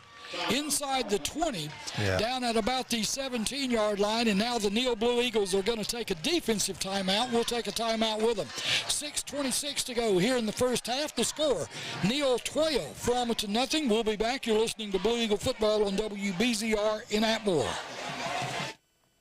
This is Greg Albritton. While my official title may be state senator, many of you probably know me as Greg. In my district, we might be friends, neighbors, or even family, but we all share the same traditional values of faith, community, and a strong belief in hard work. Wherever I am, wherever I go, and whatever I do, I'm always honored to represent these values as I serve you. And even though state senator may be my job right now, you can always count on me to remember that I come from where you come from, and you can always call me Greg. Is your car ready for the season? Southern Tire Mart is ready to get football fans to games and practices with reliable maintenance, routine repairs, and the tire brands you trust. We sell and service tires for your personal cars, pickup trucks, SUVs, and RVs. If you need us, just roll on in. No appointment necessary. Visit us at 3803 Jack Springs Road in Atmore. Southern Tire Mart. We keep America and football fans rolling. 1st down and 10 play for the Flomaton Hurricane. Play's going to gain about maybe 3 yards on the carry. Jax Fillmore takes the snap, goes over the left guard. And several people on tackle. I think Almir Miller and Jaden stuck in on that tackle. 2nd down and 7. The ball inside the 15 at the 14. Flomaton with the football as they're trying to get on the scoreboard for the first time in this one. 5:50 to go. Fillmore with the football, and he's going to be wrapped up and knocked backwards. So a good job there defensively. You know, Rick, we've talked about this Neal Blue Eagle defense all year long. They bend but do not break. You get them inside the 20 in the red zone, and they're tough. There was a bunch in on it, but our man Omar Thomas, of course, was in on it, and I think Easton Grace came from his linebacker spot and was stuffed that hole, scraped and filled, as they say. That's right. That's what you call being tackled by a host of Eagles. 3rd down now, 3rd down and 8 as the play loses 1 yard. All the way back to the 15. There's the snap, looked like motion. Quarterback rolling, looking to throw. He's going to pull it down and finally be pulled out of bounds. Yeah, good job there by the Blue Eagle defense. Number 8 was Blake Max. Max was looking to throw the football, didn't have anybody open. And once again, the sophomore, number 6, Omar Thomas, makes the play. And so they're inside the red zone. You know Flomaton's going to have to go for it. They can make a 1st down by getting down to about the 7. It's going to be 4th and 7 from the 14. Gotta hold them here. Blake Max is going to be at quarterback. Jackson Fillmore is in the backfield. There's the snap. Handoff. It's going to be that little reverse. He's got room. Let's see if somebody can make a play. They do not. And they're going to get the 1st down and finally be knocked out of bounds inside the 5, down to about the 2-yard line. That was like the old Notre Dame box. You couldn't tell who was getting the ball there. That was a good call and a good execution by Flomaton. Well, every other time they've tried to run that play, Neal's done a good job at smelling it out. But on that one, they got blocks on the edge and were able to get the ball outside. Yep. So that's a 1st down play, and Flomaton's knocking on the door with 4:55 to go here in the first half. 1st down and goal from the 2. Jax Fillmore. He's going to outrun everybody into the end zone. That's going to be a touchdown, Flomaton. Good job by Jackson Fillmore. Yeah, he took the snap and just outran the whole defense to the corner of the end zone and was able to step off right in front of the pylon and got the ball into the end zone. Nice long drive by Flomaton Hurricanes. 4:50 to go, 12-6 now the score, and the point after touchdown coming. The holder is going to be the quarterback, number 8, Blake Max, trying to get the number of the kicker. 13. 13 is going to be Braden Neal. Freshman. I believe that's going to be Coach Keith Neal's son. I'm not sure about that. That's good. I'm not sure that Keith has a son that old. He may. But anyway, the point after touchdown is good. 12-7 is the score, and we'll just keep it right here. We've gotten plenty of breaks in, so we'll keep it right here as both teams get set up. Of course, the Blue Eagles are going to get the football back with 4:50 to go here in the first half. Some other scores from around the area, looking at scores we had last night. St. Michael's Catholic last night played Wilcox Central in a region game for 4A Region 1. That score was 45-6, St. Michael's. Banks Academy last night beat Jackson Academy by a score of 20-6. That's kind of a surprise there. Well, not really. I mean, I wouldn't think so. Banks Academy is a really good 2A football team, and Jackson Academy is a 1A team. T.R. Miller right now up on Escambia County in Atmore.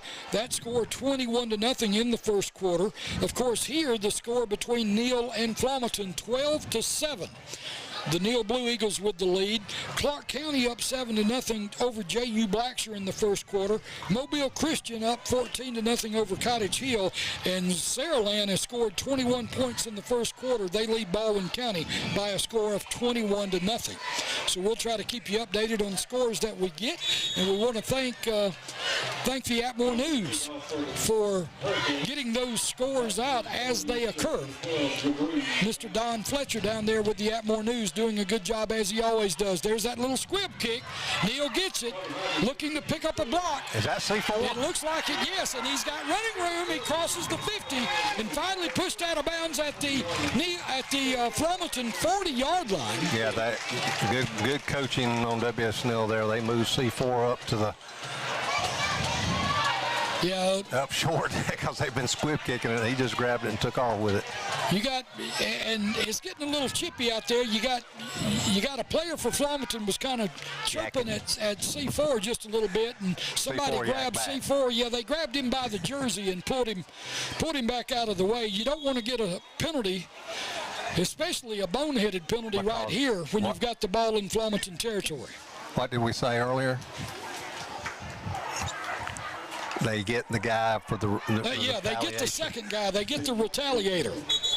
It's like 5 yards. It'll be second down, 5, Play gains 5 yards on first down as C4 takes the ball, hands off to Jaden Likely. Likely weaves his way up the middle of the field. Second down and 5 now. The ball goes from the 40 down to the 35. And so it's going to be second down and 5 for Neal. Neal with a tight end to the right side. Likely in the backfield. C4 in the shotgun. Man in motion. They break the slot. Now wide receivers to both sides. Hands off is to Likely. Likely makes a man miss. Makes another man miss. Still on his feet. Good job defensively there. As number 7 for Flomaton, that's going to be Phillips Braden. Really good play by Mr. Braden. Because he doesn't make the tackle. There's nobody left, and Jalen Likely to go a long way. Yeah, Jalen Likely ran about 20 yards and only gained 2. It's going to be third down and 3. Sometimes you just need to get what you can, and he did. But slot receivers to the right. C4 from the shotgun. It's going to be all-out quarterback run. He's got a first down, breaking up tackle, and finally gets run out of bounds at about the 20-yard line. He kind of stumbled out of bounds there, and I know he was hating that from his reaction.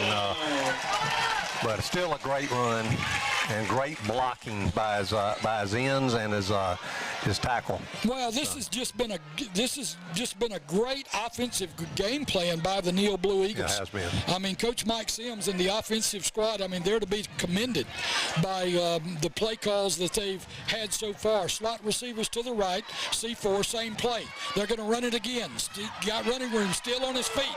Big, strong C4 all the way down inside the 5. That's impressive. And that's going to be a penalty flag. I'm not sure who that's going to be on, whether it's going to be on Flomaton or Neal. I hope it was not on Neal, but there was a little extracurricular going on down there, and let's see who the penalty's going to be on. The white hat and the umpire are talking to each other. Oh, I don't like the looks on our boys' faces over here. Let's see what we got. Looks like they're going to back up. Well, I don't know. Well, it could be offsetting. Personal foul, Neal. Personal foul, Flomaton. They offset. So, yeah, that worked out good. Now quit. You know, I mean, that's what you got to do. You got to pull the kids to the sideline and tell them to stop. And let's just play the game. First down and goal. Right. I mean, we fortunate on that. A lot of times it's the retaliation that they get. But they got them both that time. First down and goal for WS Neal. Boy, this is different. Look at this.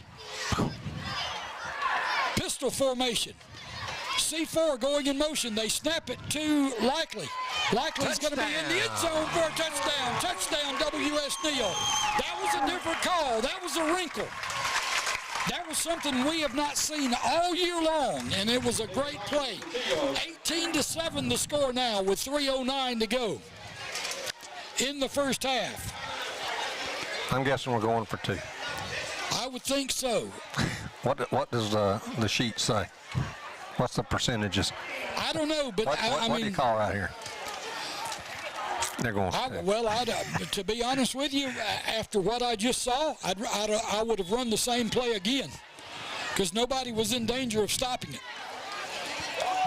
Likely is in the backfield with C4. I don't like the idea of being in the shotgun when we're that close. Here comes a man in motion. There's the snap. C4 on the carry. Touch. Well, extra point is good. And there's a fight in the end zone. Goodness. As these two teams are going after each other. And I'm not sure whether that's going to be on us or them, but the Flomaton player. It was out of the back of the end zone. It was off the field of play. They almost need to call a conference here. I mean, this is getting. I mean, both sides being really chippy here, as they say. 3:09. I don't really like using the word chippy. It doesn't sound good coming from me. Well, I say chippy all the time. I was hoping you would. But, they got to calm down some. Yeah. I'm not sure. Sides. Both sides, again, it's going to be offsetting. So that means we're just going to have no harm, no foul, I guess, is what you would say. Anyway, let's take a break. 3:09 to go here in the first half. 20-7 the score. We'll be back. You're listening to Blue Eagle Football on WBZR Atmore. Pioneer Mobile Homes and Parts, located at 906 Forest Avenue in East Bruton, Alabama, can help you with all your mobile home needs. Stop by and see what they have in stock. Windows, doors, air conditioning ductwork, faucets, tub and wall kits, bathroom cabinets with marble sinks, floor vents, vinyl and carpet, and all colors in skirting. On sale right now are the tall toilets to go in white for $149.99. From a complete remodel to just needing a small part, they are stocked and ready to serve all your mobile home needs. Pioneer Mobile Homes. Call them 251-867-8507. You need more power in your life. Kramer Power Equipment has that power for you. With a huge selection of the best products from Massey Ferguson tractors and hay equipment, steel handheld equipment, and the largest selection of mowers in South Alabama from Spartan, Gravely, Ferris, and Simplicity. Come into Kramer Power Equipment to see everything they can do for you with sales, rental equipment, and don't forget their shop where they work on all brands of small engines and tractors. Call them or text them, 251-286-8334. Or go see them at 1291 South Boulevard, Bruton, Alabama. Welcome back. The Flomaton Hurricanes were penalized 15 yards for unsportsmanlike conduct. It's either that or a personal foul. It was one of those 15-yard mark-offs. So Neal's going to kick off from the Flomaton 45. A good spot to onside kick it, but let's see what happens. Nope. Now, they're going to kick it deep. They don't kick it that deep. And so they've got a chance for a return. 3 with the football. He's got some running room and he's got some speed. He makes it to the sideline and a touchdown-saving tackle. Well, Tell you one thing, there was some big-time holding going on that other side. W.S. Neal, Blue Eagles stayed in their lanes, but I mean, they were shirts just about being pulled off. Yeah, and I don't know what to call it. Well, yeah, I think that is going to be a holding call, just the way that Flomaton is backing up. Blindside block is the call. And you know, the kid came from the numbers on this side all the way to the sideline on the far side. Yeah. So, I mean, somebody peeled back. Yeah. Good for the officiating crew because they did get one of them there. And it's more than a holding penalty. Yeah, they got the one that was most important, the one that was most relatable to the play. Safety related, too. Exactly. That's going to back Flomaton all the way up inside the 10-yard line. The ball will be spotted down at the 8. It'll be first down and 10 Flomaton there with 2:55 to go here in the first half. W.S. Neal leading by a score of 20-7. And the defense, this very good Neal Blue Eagle defense, needs to bow their necks up right here. There's Fillmore with the snap. He's running at right tackle. Still on his feet. He's gone. Yep. Let's see if somebody catches him. Likely. Yep. Jalen Likely runs him down. He's fast, but he's fast and he's so strong. I mean, it looked like he disappeared within the pile. Well, regardless, it was a fine run because he did not go down and popped out like he was shot out of a cannon. They're very fortunate he didn't score on that. W.S. Neal is a great run by Jackson Fillmore. Well, a back that good and that strong, you can't let him go. Once you get him wrapped up and get him stopped, you got to take him to the ground. He tore through their arms. Take him to the ground. First down and 10 Flomaton, the ball in Neal territory at the 47-yard line. Jackson Fillmore in the backfield, going to take the snap. There's the snap. Actually, that's going to be Blake. He's going to throw. He's got a man open. Touchdown, Flomaton. Wow. That's the play action we talked about that comes from the run. That was a pretty pass, too. I mean, because he had them closing on him, but he threw it far enough and long enough. And it's a great pass and a great catch. The wide receiver got behind the defensive backs of W.S. Neal. They had got sucked up, like we talked about earlier. They got sucked up, honoring the run. And a big-time touchdown pass there from Blake Max. Great football game. Exciting. 20-13 now, the point after touchdown coming. Max is going to be the holder. There's the snap. Snap is going to be, kick's going to be up, and it's going to be good. So with 2:08 to go in the first half, the score, W.S. Neal 20, Flomaton 14. What I tell you early. You did. You called it earlier. 1 point. And that doggone extra point, as it always does, if you're not careful, that extra point will come back and haunt you in a ball game. So we'll keep it right here. We'll see what happens as Neal's going to get the football back. Some time. Yeah, 2 minutes. Got their timeouts. Well, I'm sure that they have worked on something. You know, they've been relying heavily on the run, and it's been working all night long for the Neal Blue Eagles. But I'm sure that with the arm on C4, that they may have a little wrinkle right here that they may want to try in this 2-minute offense when they get the football back. Flomaton's going to be kicking the ball off. Of course, and here's the thing too, is you gotta feel pretty good if you're the Flomaton football team right now, because they've been playing from behind all night. But if you can hold Neal out of the end zone right here, they get the football to start the third quarter.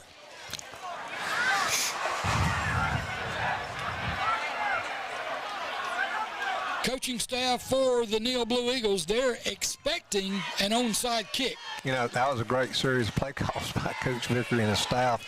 You know, Jax gave them the little impetus for that big run, then it kind of makes the backs want to suck in, and he knows it, so the next play, let's call a bomb. Little play action bomb. Kickoff return team for Neal's got 1, 2, 3, 4, 5, 6, 7 guys in the box. 1, 2, 3, 4, 6. Now they actually have 6. I counted 1 extra. They just got you pretty back deep. There's the kick. Yeah, good job there by the Blue Eagles as they just smother the football and get on it. Yeah, good job there for Eli. As Neal's going to have the football first down and 10 on their own 41-yard line, but really a short field, you know, with 2:07 to go. There's plenty of time. Well, yeah, there's plenty of time, but I got a second guess. Coach Vickery right there. I mean, why do you want to give it to him right there? Kick the ball deep. Yeah. I don't know. Yeah, I mean, that's I'm in agreement with you. I've never liked that. You see that a lot in high school football. Well, I've watched football and I've you know, been around it all my. I mean, you got to play. You play the odds. You know, you got to play the. There's likely at right tackle or right end actually. 8 or 9 yards. Man, he's fast. Clock running with 1:54 to go first half. Likely on the play gains 8 yards. It'll be second down and 2. Jalen fools people. He's like in third gear and looking for his break, and then he hits. Yeah, he kind of just afterburner. Yeah, he just kind of Cadillacs along, people. And then all of a sudden, pew, he's quick. Trip receivers to this side, man in motion, going to throw it. Yep, they got blockers out here. There's a hold. Yeah, it's going to be a hold against the Blue Eagles. Yep. Good call, but. And a man down, that's going to be the quarterback, Blake Max. Slow to get up. He's been slow to get up on one other occasion. He's tapping out there, I think. We're trying to. Well, I don't know whether he's tapping out or he's telling them I'm okay. Okay, yeah, could have been. Yeah, that's right. Yeah, penalty yardage is going to back the ball up to the 41, so it's now going to be second down and 10 for the Blue Eagles. There's the snap. Handoff is going to be to no, C4 still got it. They run a middle screen, and that just he could go right here. That's going to be number 1, Jalen Likely. Likely takes on a tackler far side and finally is knocked out of bounds. What were we just saying about Cadillacing, and then he just hits the afterburners. That play was really ugly from the get. I mean, it was an ugly middle screen. It was just he broke a tackle and then was gone. Yes. It's like I said, he's fast, but he's also strong, and he broke out of that tackle and took off. So now first down and 10 for the Blue Eagles from the Flomaton 25-yard line. Clock stopped with 1:11 to go here in the first half. Likely in the backfield with C4. He's in the shotgun. There's the snap. Handoff to Likely. Likely picking his way. Still got running room. Now he's being wrapped up and thrown down. Forward progress is going to give him all the way down to the 18-yard line. Yeah, about a 7 or 8 yard gain. 8 yards. Dude, when you can gain 7 or 8 yards on first down, that makes it easy on the other downs, doesn't it? Yeah, it does. And it opens your playbook up for you. Inside a minute, 46 seconds now to go in the first half. I got to start thinking about the time here. There's C4. There's the snap. He's going to take the snap and be on his. He's still running hard. Wow. Still on his feet, all the way down inside the 10-yard line. He's going to be spotted down at the 9. It's going to be a first down and 10, and the clock stops with 33 seconds left to go. Use one of the timeouts. Yeah, Neal takes a timeout. We'll take a timeout with him. We'll come back for the last exciting 33 seconds of the first half when we return. You're listening to Blue Eagle Football on WBZR in Atmore. Getting the kids to practice on time. Remembering if it's your day to bring snacks. Making it to the game with a clean jersey. Why are simple things sometimes so complicated? Thankfully, with auto owners, insurance doesn't have to be one of them. Auto owners works with independent agents who answer when you call, so you can worry about more important things, like whether your kid is going to run toward first or third base. That's simple human sense. Call Horton Insurance, 251-867-5565, or come see them, 703 Forest Avenue, East Bruton. Jim Johnson Ford is the top dealership in Atmore, Alabama, with over 25 years of experience and is dedicated to providing a world-class car shopping experience with the best inventory of new and used cars, trucks, and SUVs in Atmore. Come by and see Ben Odom and staff and let them help you with their no-hassle car buying. They will listen to your concerns, answer all of your questions, and ensure you feel confident and comfortable with your car shopping experience. That's Johnson Ford in Atmore. First and goal for the Neal Blue Eagles at the 9-yard line of Flomaton. 33 seconds to go here in the first half. C4 from his quarterback spot takes the snap. Whistles. Jax Fillmore came on a blitz and was right in the back of C4, but flags flew in before the ball should have been snapped. Procedure, yeah. Now it's going to be movement against the Neal Blue Eagles. That's going to back them up 5 yards, so it's going to end up being still first and goal, but now from the 14-yard line. And with 2 less seconds. Slot receiver set to the right side and the left. Jalen Likely in the backfield with Carter Hodges. There's the snap. Carter rolling to his right, looking. Got room, going to throw it short. No, incomplete. Yeah, play falls incomplete. The pass does, as he just threw it short. Didn't get enough on it. He was pretty well covered. If he'd thrown it much, I mean, he'd had to have made a perfect throw. Well, you know, right there, I don't know why he didn't, but it looked wide open to that side. I don't understand why Carter didn't just take the ball down and just run it. I think he could have outrun everybody, and if he gets a head of steam going, if he runs over somebody about the 5, he's in the end zone. Slot receivers to the right. Now trip receivers to the right as Likely goes out there. 1 H-back in the backfield with him. Carter Hodges looking to throw. He's being flushed. He's got to get rid of it. He breaks a tackle. He could go. Gonna dive for it. There's a flag down, and it's probably going to be holding. Goodness. Yeah. Yep, it's going to be holding against the Blue Eagles. You see that old holding flag when they're running around like that a lot of times. I mean. Well, it was a great play by Carter Hodges just getting free, but part of the reason he got free is because somebody was being held. 16.5 seconds to go here in the first half. 20-14 to score. This is a big scoring opportunity that Neal does not need to waste, because Flomaton gets the football when we come back for the second half. Holding call is going to back the ball all the way back to the 24-yard line. It's actually second down and goal from the 24. Timeout is called by the Eagles.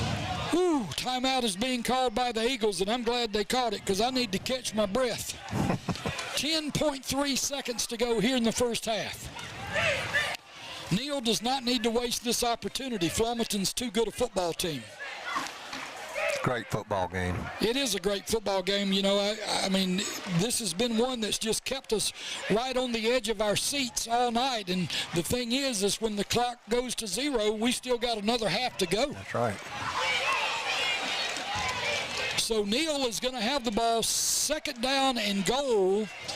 A lot of penalty yardage. I mean, they had the ball all the way down there inside the 5 or inside the 10. It was first and goal, I believe, from the 9. It was. And then penalties, back-to-back penalties on the offense has backed the ball all the way up to the 24-yard line. So let's see what the coaching staff of WS Neal comes up with. Of course, Coach Mike Sims in the booth next to us. He's calling the plays on offense. Let's see what he comes up with. I tell you, I've seen Coach Sims call a lot of offensive games. He usually has something up his sleeve. He's like a riverboat gambler sometimes. Yeah. He may hide an ace somewhere. Let's see what happens. Neal back on the football. Lining up with slot receivers to the right side. Single receiver to the left. I like it. Spread them around, spread them out. Jalen Likely is going to be in the backfield, as well as another back there trying to get his number. It's a 20 number. It may be number 20. I believe that's going to be Jalen Williams. So 2 backs in the backfield. Carter Hodges, the quarterback, from the shotgun. Still discussion going on with the officiating crew. I think they're talking about where the ball is spotted, if that's the right spot. Either that, yeah, that's what it's going to be. They were discussing the spot, and they determined that they got it right. Slot receivers to the right, 1 receiver to the left. 2 backs in the backfield. Carter Hodges from the shotgun, shouting encouragements to his lineman. The ball's whistled into play. There's the snap. Stays in the pocket. No way. You see, He hit the pylon. I thought so too, but they're saying that it is. They are saying that he caught it and went out of bounds. Well, I don't know about that. I don't know about that. If you're inbounds and you fall and hit the pylon on the ball, they gotta get set. I don't think they were set. They weren't set. That's going to be a 5-yard penalty because the offensive team didn't get set. You got defenders running off the field. Flomaton's run now, unless they happen to call Flomaton.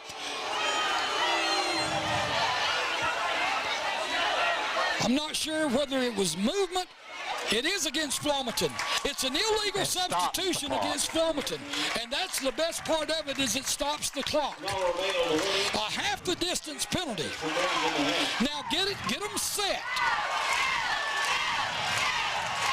C4 from underneath center. There's the snap. He's battling for yardage. Gets pushed in.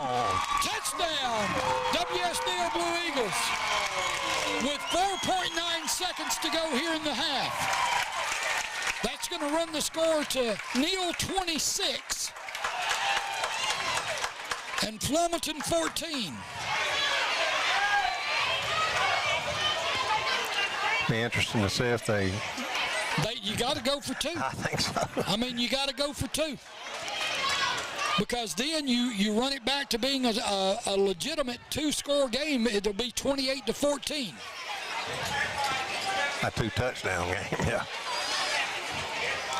Neal got very fortunate that last time. I thought they had called the penalty because they were not set, but they didn't. They were not. I just think Flomaton may have been lined up in the neutral zone. So. Well, I think what happened is they signaled it. They signaled it as being an illegal substitution. I think they had a guy that was running on that was basically. Oh, you mean Flomaton had illegal substitution? Flomaton had an illegal substitution. They had a guy running on, and they had not gotten their guy off the field yet. So therefore, you got 12 guys on the field. And I tell you, he needed that half yard. When the ball snapped. When the ball is snapped, if you've got 12 guys on the field, the extra guy on the field kind of jumps ahead of the motion call because you can't play with 12. Good call, Blue. Whew. 4.9 seconds to go, man. This has been I don't know about the second half. I may need an aspirin. Anybody got an aspirin? I got them. Well, yeah. Whew. Need to chew on an aspirin. I tell you one thing, you better tell your doctor. We've tested his doggone pacemaker, and his pacemaker works. Yeah. I may need to go get one myself. 4.9 seconds to go here in the half. This is an extra point, so no points or no time will come off the clock. Flomaton is going to get the football back. And they will on a go kickoff for 2 here. Yep. Slot receivers to the right side. Jabri Mackey one-on-one out here. Nope, going to bring him in motion. There's the snap. They're going to run him. He's going to get in there. Put your head down. He got it. He's in there for 2 points. Number 12, Jabri Mackey. He used the speed of Jabri Mackey. And he's got it. He's got some speed, and they used him. Attaboy. I hear you. So a great job there by the Neal Blue Eagle offense. Great Coach call by Mike Sims. Coach Sims. Gave you your pat. I got my pat. That's what I wanted. I look for that every game. 4.9 seconds to go. 28-14. for the Blue Eagles, and Flomaton's going to get the football back. They also get the football to start the third quarter. But, boy, was that a big score right there, Rick. That was a big score. That was. You know, Jabray has got speed. Dude. I mean, he didn't even make no bones about it. I'm headed for the flag, and you can't catch me. Catch me if you can. It's like beep, beep, zip, zip, zip. Somebody like a couple weeks ago, beep, beep. Yeah. I mean, that's the way it is. I mean, that's road running right there. I wish I could do that. I know. That would be cool. I can't either. Yeah. But anyway, this has been an entertaining first half of football, and boy, oh boy, I can't wait till the second half. I mean, we've had a little bit of everything. We've had penalties, we've had fisticuffs, we've had, we've had a lot of offense, and racing hearts. We have put the stress test on a brand new pacemaker. I mean, we've had a little bit of all of it, and boy, it's been fun. It has been fun. It was a great first half, and great call by Coach Sims. Oh, there. It was. I mean, that was ideal. I mean, he had to, you would think that maybe you send your motion guy away from. Well, what I liked about it is I thought he had the guy one-on-one, and Jabray can jump, and he's got speed, but he just gave him a running start saying, hey, you can't catch That's him. right. Yeah, we're just going to get you the ball, and you're running wide open when you get there. And a good handoff by Carter Hodges, too. There's a little pooch kick. It's going to be handled, and a good job there. They'll get one play. Yep, number 10, that's going to be Micah Presley for Flomaton, catches the little pooch kick. Who is also a senior. Tell you one thing, and a good football player. Yep, you don't let anybody behind you right here. Flomaton's shown they don't throw it that much, but they can throw it. And they're getting all their speed guys back. Oh, yeah. I mean, this is something that, a lot of high schools. They'll have a cover 4 here. A lot of high schools get beat on stuff just like this because they haven't prepared. And obviously, Neal has prepared for this situation. They're just going down it. Yeah, well, I wouldn't trust that either. I know Doug Vicker Jr. Yeah. Okay, they are going to kneel on it. So that's the end of the first half of football here at W.S. Neal in East Burton, Alabama. The score at the end of the half is the Neal Blue Eagles 28, the Flomaton Hurricanes 14. We'll take a break and come back with some commentary after about 3 minutes worth of commercial time so that we can catch our breath. We'll be back. You're listening to Blue Eagle Football on WBZR in Atmore.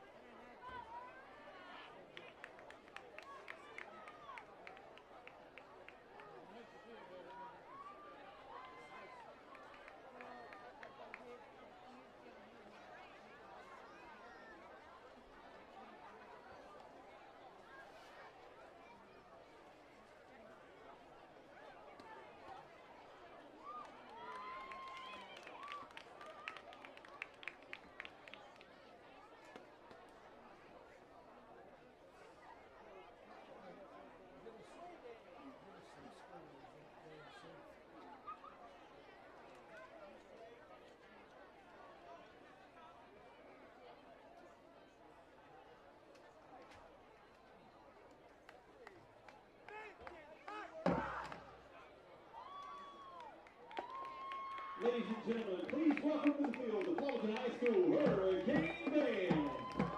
Providing the welcome direction of Flomaton alumni, Bernie Van Winkle, student leadership includes drum major Dawson Flowers, woodwind captain Marty Smith, brass captain Aaron Davidson, frontline captain is Bree Jones, the color guard captain is Tricia Wilson, and Andy McMurphy is the major captain. This year's show is titled Breaking Barriers, Movement. One is about what divides us and keeps us working together. Movement 2 is focused on what inspires us to be the change that we want to see. The final movement is a musical journey about what unites Drum major, Dustin Flowers, is your man ready?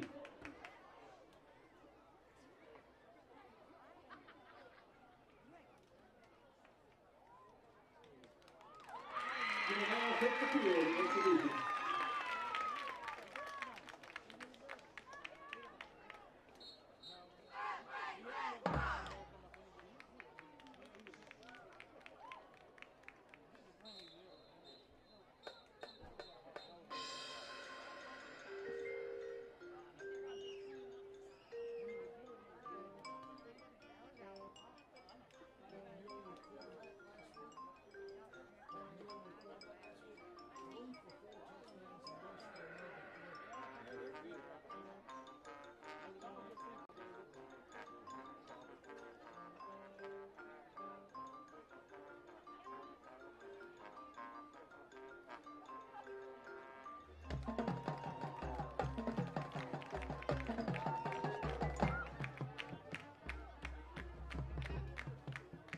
Welcome back to the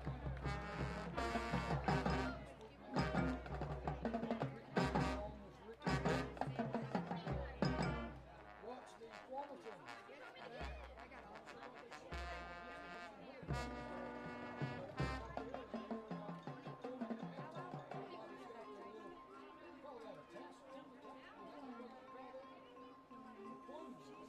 I'm glad somebody knows one of those things. I guess if you were a corn stalk, you'd have a tassel. Yeah, that's right. No, I didn't know. I mean, somebody that knows something about band terminology.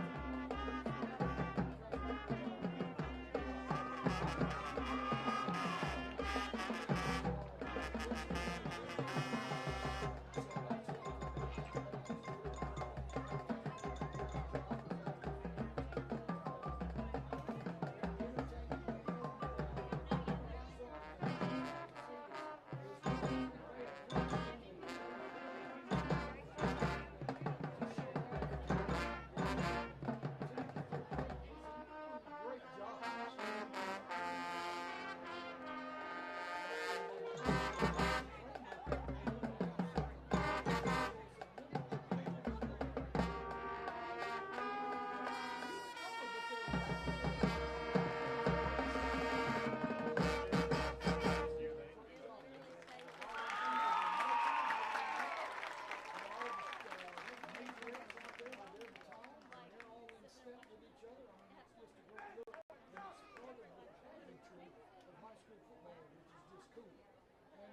So anyway, let's look at some scores that we've got from around the I'll tell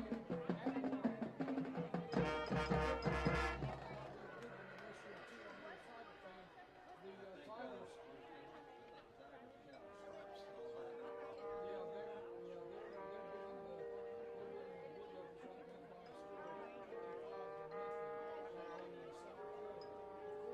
Clark County all over James Jackson.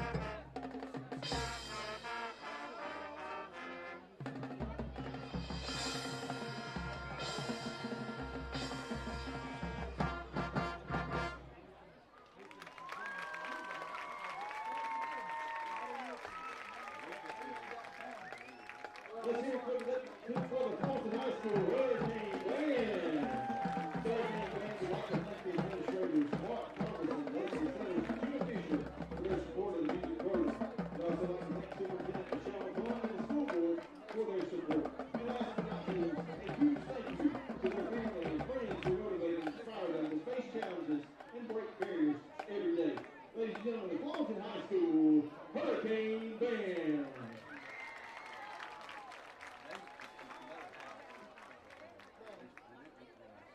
Maybe we need to load her up and bring her along with us and she can look at that. Yeah, that's right.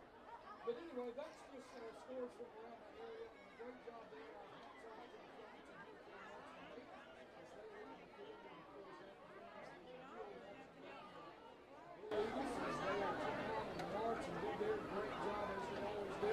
They've got that pretty seated background that looks like the old West.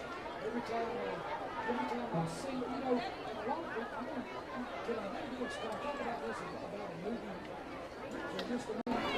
Well, you know, a lot of people think, yeah, I know, but a lot of people think that in the movie Tombstone, when Val Kilmer's, he was Doc Holliday, when he says, I'm your Huckleberry, you know that is a misstatement that he made in that particular line. Well, he said Huckleberry. He didn't understand what it was. Well, what he should have said was Huckleberry. Because the huckle is on the outside of the casket, and when you're the Huckleberry, that means you're carrying it. That's right. Yeah, I've been working it, but yeah, that's just, I mean, I just have to throw that out. I love your knowledge.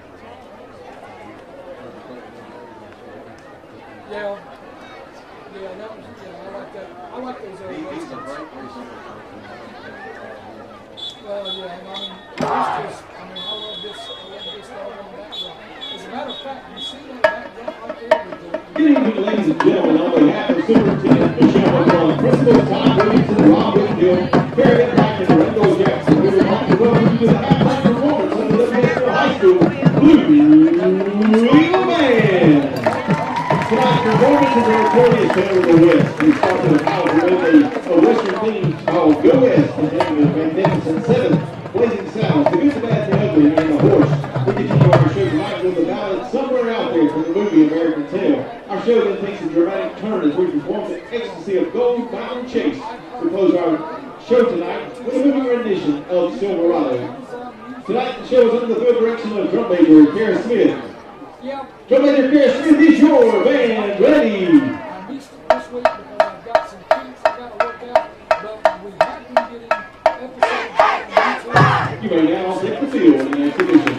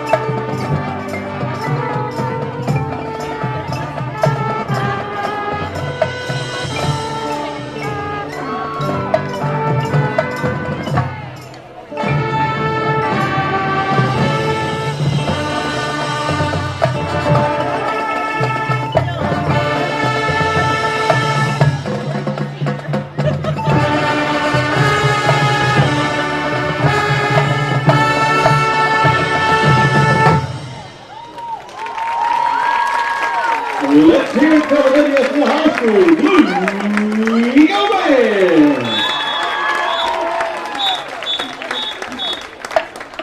The band is under the direction of Blake Van Winkle, Assistant Director, G. Rogers. Additional band staff includes Stephen Bester, AD, and Alex Watson. And drum leader is Garrett Smith, the band president is Paige Nelson. Field captain is Melissa Malloy. Color guard captain is Jordan Williams. Color guard co-captain is Samaria Brazil. Play guard captain is Bronwyn Patterson. Spot 99 including Kevin Nelson, National Guard, Autumn Berkeley. Additional band officers are Meadows Fenham, Hugh Craig, Cypress, Rob, Olivia Robertson. Thank you and go Eagles!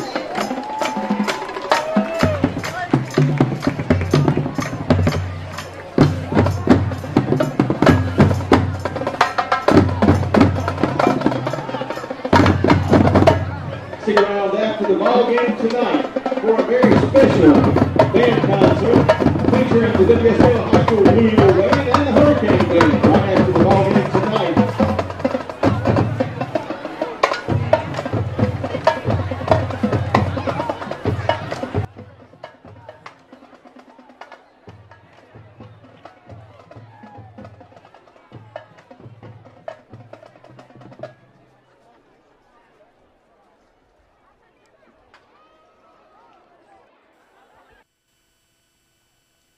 Halftime at W.S. Neal High School in East Bruton, Alabama. Ricky Dean along with Rick Burkett as we get set for the second half of this football game as the Neal Blue Eagles are in their own end zone, kind of in a circle down there. They're stretching out and getting ready for the second half. I'll tell you one thing, if this second half is anything like the first one, Rick, I tell you, you better button up. Yeah, you better button up. Or You better, yeah, Coach Kiffin would say, get the popcorn. Well, you've needed the popcorn here tonight because this has been entertaining. So you need to. Hey, how you doing, sir? Good to see you. Good to see y'all. Yes, sir. So we just got to speak with State Senator Greg Albritton. That was Senator Albritton coming through. So he's from up there, kind of from my neck of the woods. That's in right. Monroe County, up there around Uri. So glad to see him tonight here with us. What's up there, Mr. White? I'm doing a good job. Well, thank you, sir. Well, I appreciate that. We just got two good pats on the back. We did. Always enjoy. Senator Albritton, which you can call him Greg. Well, according to his commercial, you can. Of course, my daddy would roll over if I called him Greg. I got to call him Senator Albritton right. Because Daddy would have been mad at me. That's just like I have ladies from time to time when I hold the door open for them. You don't have to do that. Yeah, I do, because Robert Dean would roll over in his grave if I didn't. So and I worry about things like that. But anyway, a great football game tonight, and I tell you one thing, we're just bound and determined to get this thing get the second half going, and it's going to be exciting as the Hurricanes from Flomaton, as they stretch over here on the to the left of us. South end zone. Yep, toward the south. They're on the south side of the 50 right now, stretching out, and the Neal Blue Eagles are in their own end zone. They're stretching out, finishing up, and all the Neal coaches are coming near sideline, and we're fixing to get this thing going. And boy, it's been a good one. It has been. A lot of excitement, and of course, Flomaton is going to get the football first. Flomaton is going to get the football first, and then, of course, the Neal defense. They've played good defense all night.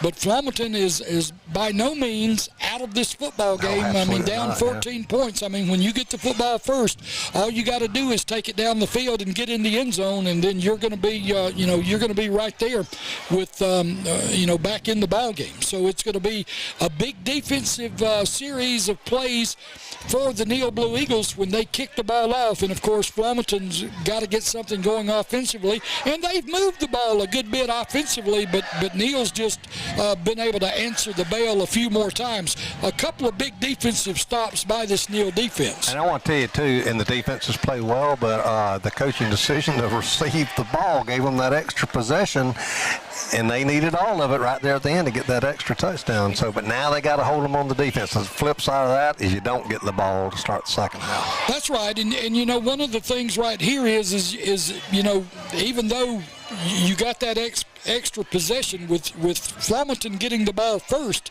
That you kind of give one of those possessions away. You did. Of course, turnover came into play there. And so now Neal's just going to have to kick the ball off and then play good defense. And this is going to be interesting. I want to see how they're going to choose to kick the ball off right here. I mean, because you've got Jackson Fillmore back deep for Flomaton, and he's an excellent return guy. You got a couple other guys back there that know what to do with the football as well when they get it. So you just got to see what they choose to do here as a kickoff team, because you don't want to just give up a touchdown on one play. That's right. Have good defense right here for sure to start the half. I mean, of course, they're in good hands. Great coaches. Well, there's no doubt about it. Coach Mike Sims with the offense. I mean, he called a great. I mean, that 2-minute offense that they went into at the end of the first half. I mean, that was an incredible group of team for it sure. did. It was an incredible group of plays called in succession to get them down there, and even when it looked like they had stumbled over their own toe, they were still able to get the ball into the end zone, and that's commendable for this coaching staff and for the and it didn't matter, but the pass down there where he caught the ball way to the side and fell across the right. I'm gonna have to watch that one on TV, but it didn't matter because Neal got it in the end zone anyhow. Right. I don't think you got a camera angle that you're going to be able to see it, but it sure did look like he scored, like you said, when he made contact. Now, of course, his body made contact with the pylon. The ball could have been somewhere else. But anyway, good job by the officials getting down there and marking that play. And then, of course, the Blue Eagles had enough time to get over the football and score a touchdown. So the ball's teed up at the 40. And number 8, Quavian McCants, is going to do the kicking duties for Neal. There's the kick. It's going to be high end over end, right to the middle of the field. Going to be fielded by number 1, Jax Fillmore. Fillmore coming with the football. Far side, he runs into a man. Miller makes the tackle. I saw Omar Thomas with it, but Almir made number 21, made a solid tackle around the 34-yard line. So it'll be 1st down and 10 for the Flomaton Hurricanes from there. 1st down and 10 from their own 34-yard line. Neal will be on defense, leading in the ball game by a score of 28-14, just underway third quarter, 11:52 left to go in the third. Jax Fillmore looking to the sideline. Looks like he's going to be the one who gets the snap. Not sure whether you call him the quarterback or not. This is more really the way they run this offense. It's more of a wildcat set. I guess the wild hurricane is what they would call it. Anyway, there's Fillmore at left tackle. 5 yards. Yeah, they get that a lot because he'll take the snap and just put that head down, and he goes for 5 yards at left tackle. It'll be 2nd down and 5.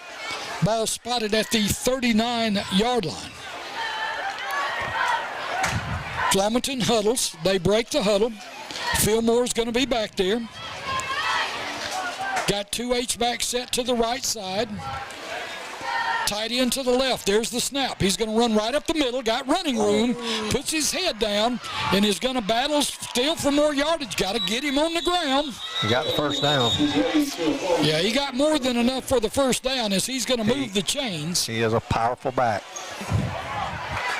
And he got that on his own because he got hit, a couple yards short of that, and he shoved the whole pile back about 3 yards. Play comes all the way out to the Flomaton 47-yard line. 1st down yardage, 1st down and 10 for Flomaton from there. Watching this little closed-in, almost double-wing wildcat, that's a hard thing to defend. Well, it's practiced well, and they're executing it well. There it is again, same play. Fillmore's going to get dropped this time as he nears the 50. About 2-yard gain on that one, 2.5, maybe 3. Yeah, just short of the 50. Gain of 3, 2nd down and 7. Clock running with 10:25 to go third quarter. Flomaton, they're just wanting to eat clock and get the ball down the field. Same formation. There's the snap. Same play. goodness. Fillmore bounces outside. He's got room, and he gets enough for a first down as he's finally run out of bounds at about the 41-yard line of W.S. Neal. It'll be first down and 10 for Flomaton from there. Another good run by Jackson Fillmore. Yeah, he just ran up in there, and nobody really got hands on him. He just bounced it outside to his left and was able to outrun everybody to the sideline. First and 10, Flomaton from the Neal 41-yard line. Same formation. Tight set, 2 H-backs to the right. And one thing we got to look out for here, Jack Fillmore can throw it, so if he was to... Yep, there he is. Puts his head down. No, he's following blockers. I mean, he knows where these blockers are going to be, and he's doing a good job just putting his nose down, and he's just really following these blockers as they go. Gains 8 yards on first down, second down, and 2. Actually, it's probably closer to 3. It'll be a short 3.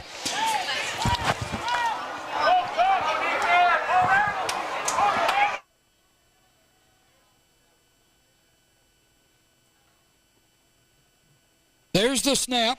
Handoff is going to be back the other way. Number 3 with the ball for Flomaton. Going to get a first down.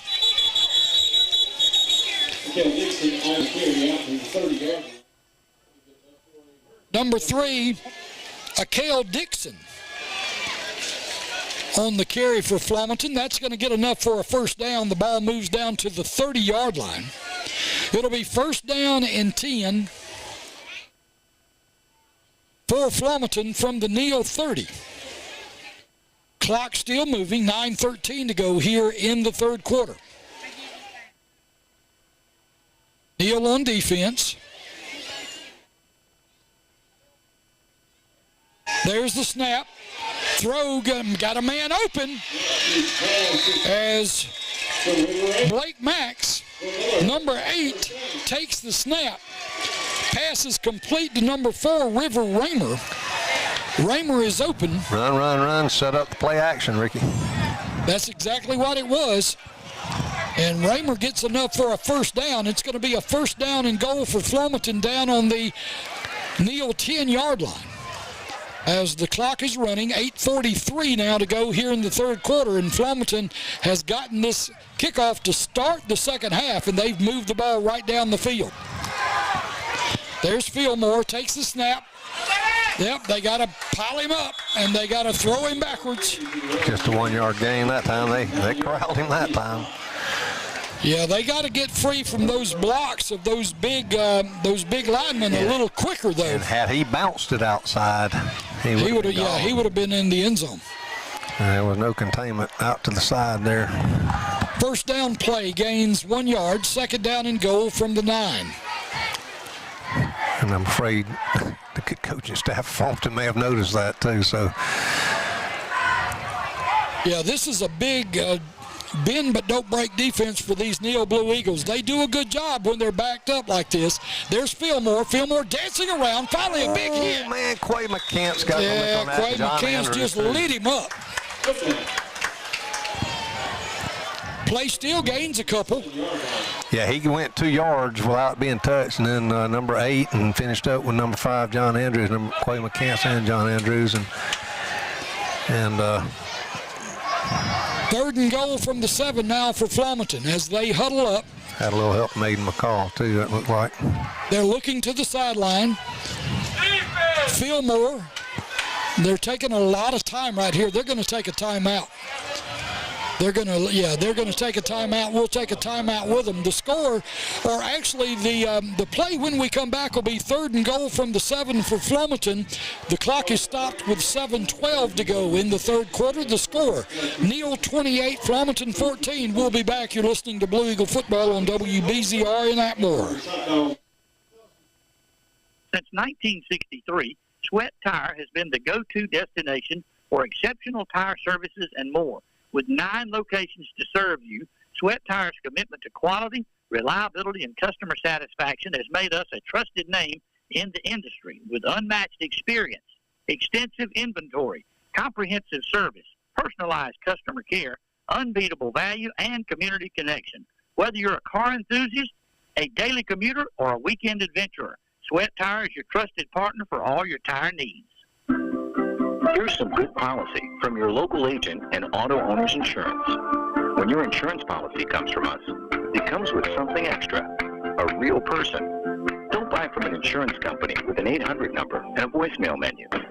Auto Owners Insurance operates exclusively through local independent agencies here to help you 24/7. Now that's good policy. Larry White Insurance Agency at 430 Palafox Street in Flomaton, or call 296-2471. 3rd and 7, Flomaton looking to throw the football. Got a man open, touchdown, Flomaton. Yeah, number 8. Blake Max was rolling, didn't look like he was going to have anybody open, but they let a wide receiver get free in the end zone. That's great. Great job by their quarterback, Blake Max, on that, because, I mean, that's just having good field awareness and finding his receiver who broke loose from coverage and got wide open. Yeah, and another good job there, too, but because as long as that play took, it's a wonder there wasn't a holding call on it and no flag on the play. I think Quay McCants thought there was a hold on that himself, because and I think there probably was too, but it didn't, it only counts when they call it. 28-21 with 7:05 to go here in the third quarter as Flomaton gets on the scoreboard. They took the second half kickoff and moved their way right down the field. Of course, they got good field position after the good run back, and then they were they just ran Flomaton's offense. Nothing fancy, nothing spectacular. They just moved the ball down the field and finally got the ball into the end zone, and a good job right there. Flomaton, we've talked about that. They're really heavily run-oriented, one-dimensional, but they can throw the football when they have to. That's right. Now, like I said, just great field awareness there. He was under pressure and found his open receiver. So it was just a great play. 7:05 to go, 28-21 the score. Neal with the lead. They get the football back.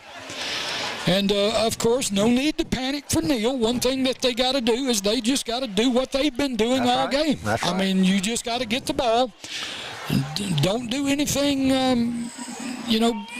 I mean, it's been, this has been a very good game. There's been very, very little boneheadedness in this so far. So, not hittedness, however you want to call it. They've both been had their helmets on straight and have played, for the most part, pretty clean football. A little. Well, emotions got a little out of control there for a couple of series, but the thing is, had control of it. Is in a game like this that means so much. I mean, this is for playoff positioning in 3A Region 1. These are teams that are 15 miles apart. All these kids know each other. I mean, there's going to be a little bit of that during the ball game. You can tell they know each other. Somebody's got to get on that ball, and they do. Forrest got it. Yeah, he does, and he's going to get the ball across the 50.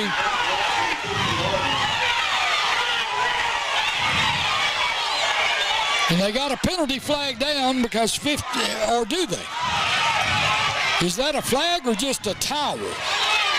No, that's a towel. Yeah, all the WSNL folks thought there should have been a flag. Yeah, and to be honest with you, there probably should have been, but there was not one thrown. Little late hit action right in the middle of the football field in front of everybody, and nothing was thrown on it. Yeah. Not sure. It was kind of away from the action, so I mean, it just could be nobody saw it, and it was wearing stripes. Neal with the football. There's a little toss coming to likely with some blocks. Makes a jump move, makes another one. He's across. Oh! Man, I thought he was going to go. A touchdown-saving tackle. But it is going to be a first down for the Blue Eagles as Jalen Likely made a couple of little jump cuts. You okay back there? Yep, I'm fine. Okay. I got to ask a question by somebody there. Anyway, first down, Neal Blue Eagles. I didn't know what was going on behind me. I thought I was going over cords. I had this nice lady tapping me on the shoulder. I was just trying to answer her question for her. First and 10, W.S. Neal. There's the snap. Handoff is going to be to Likely. Likely right up the middle. He's pulling tacklers. There you go. Inside the 30, all the way down to the 26-yard line. He was just a tennis shoe away from a smidge. He was a smidge from being gone. Yes. First down, W.S. Neal, as they come out, they've got an offense of their own, and they're running it to perfection right now. Slot receivers to the right, tight end to the left.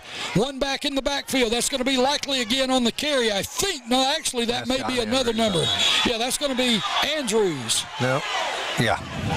Nope. No, number 8. That's Quay McCants. Quay McCants. Hard run, but not much on that one. Yeah, gain of 1 on the carry. It'll be 2nd down and 9.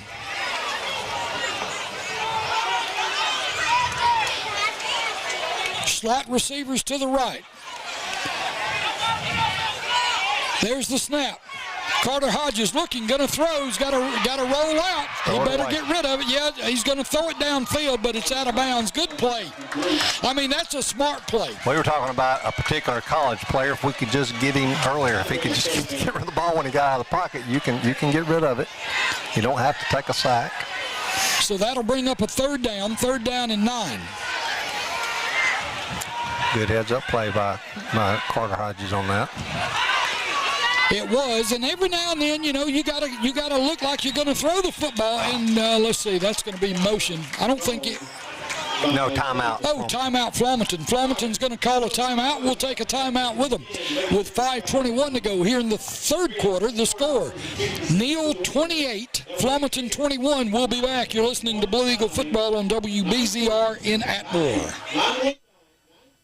Barrow Fine Furniture carries over 70 vendors, your one-stop shop for all your furniture needs. They specialize in special custom orders, or if you see what you like in the store, buy it today and take it the same day. You'll always get the best value and the highest quality when you shop at Barrows. Call or go online to view weekly specials. Barrows has locations in Wilmington, Pensacola, Mobile, Andalusia, and Dothan. Open Monday through Friday from 9 to 5, Saturdays 9 to 2. That's BarrowFineFurniture.com. Harrington Forestry Supply, located at 4656 Highway 29 in East Bruton, Alabama, are wholesalers in forestry machinery and equipment.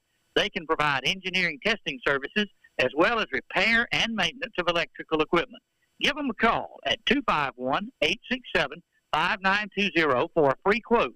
Harrington Forestry and Supply is a proud supporter of W.S. Neal Blue Eagle football and would like to wish them the best of luck in tonight's game.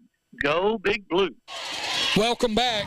3rd down and 9 for the Neal Blue Eagles. They got a man open, far side, makes the catch.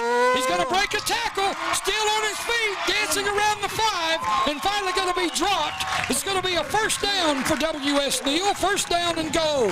I really like the effort from that young man. I mean, but here's the thing, you know, Carter Hodges, great throw too.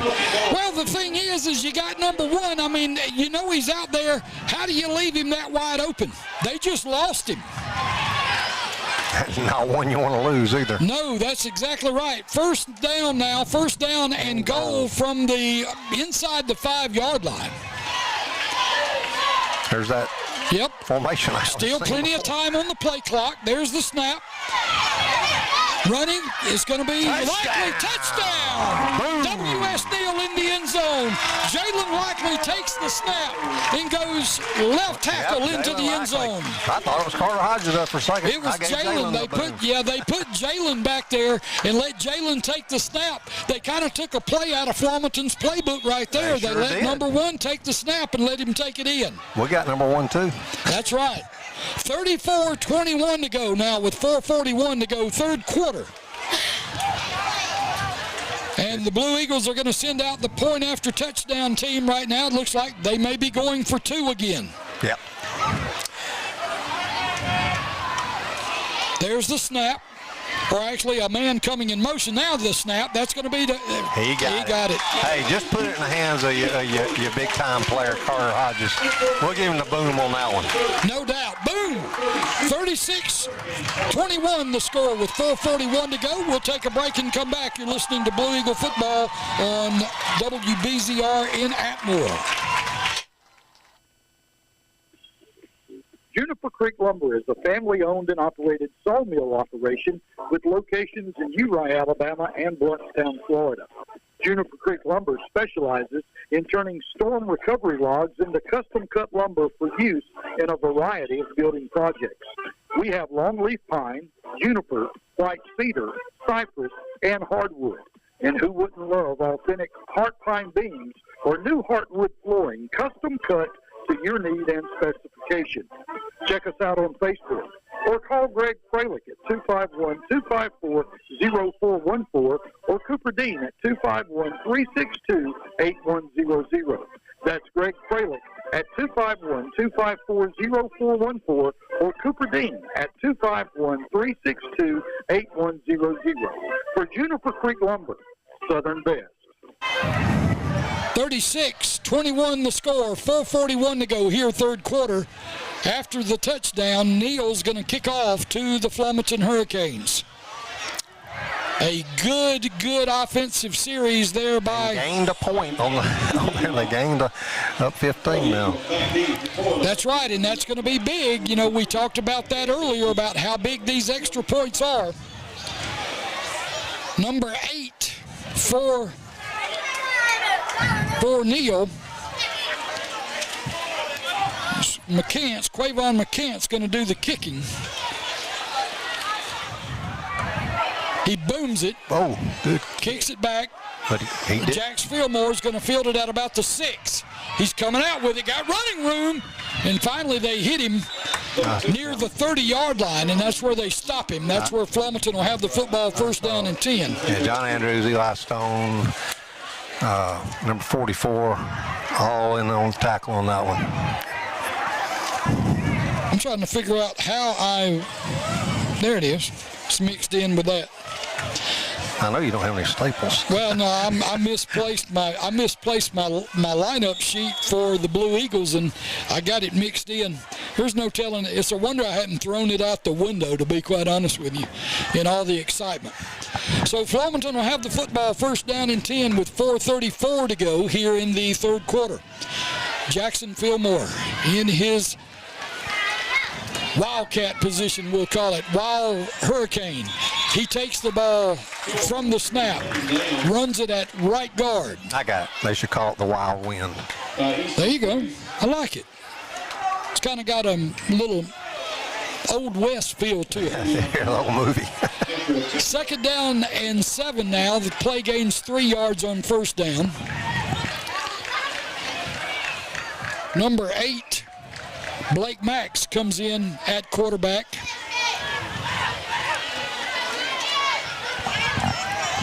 Slot receivers are going to be to the left. Jackson Fillmore is going to come out here wide to the right. He's got speed, and he looks like he's being single covered out here. A safety in the middle of the field.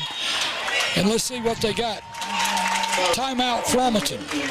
So Flomaton didn't like what they had called, so Coach Doug Vickery Jr. decides, well, we better talk about this one before we call it and run it. So a good job there. We'll stay here during the timeout. And I tell you one thing, Rick, this has been a good ball game so far, and it continues to be as it's gone back and forth. You know, just everything that Flomaton does right now, this offensive side of the football for the Neal Blue Eagles, I mean, they've got an answer for it.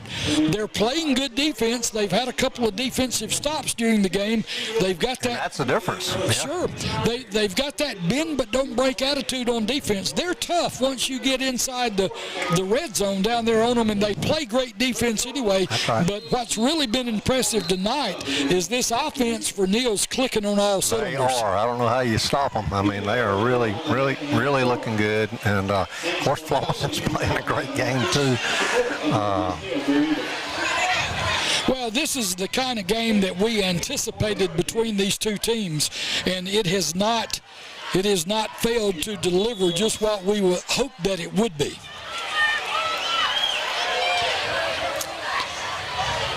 Blake Max is back there at quarterback. They're going to throw it, and good defense there. Oh.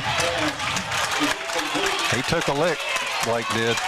Yeah, no penalties. Yeah, no penalties, and he's trying to catch his breath, and finally they're going to call for the referee is going to call for a timeout. So with the injury, we'll take a timeout as well. 3:41 to go here in the third quarter. 36-21 the score. Neal leads. We'll be back. You're listening to Blue Eagle Football on WBZR in Atmore.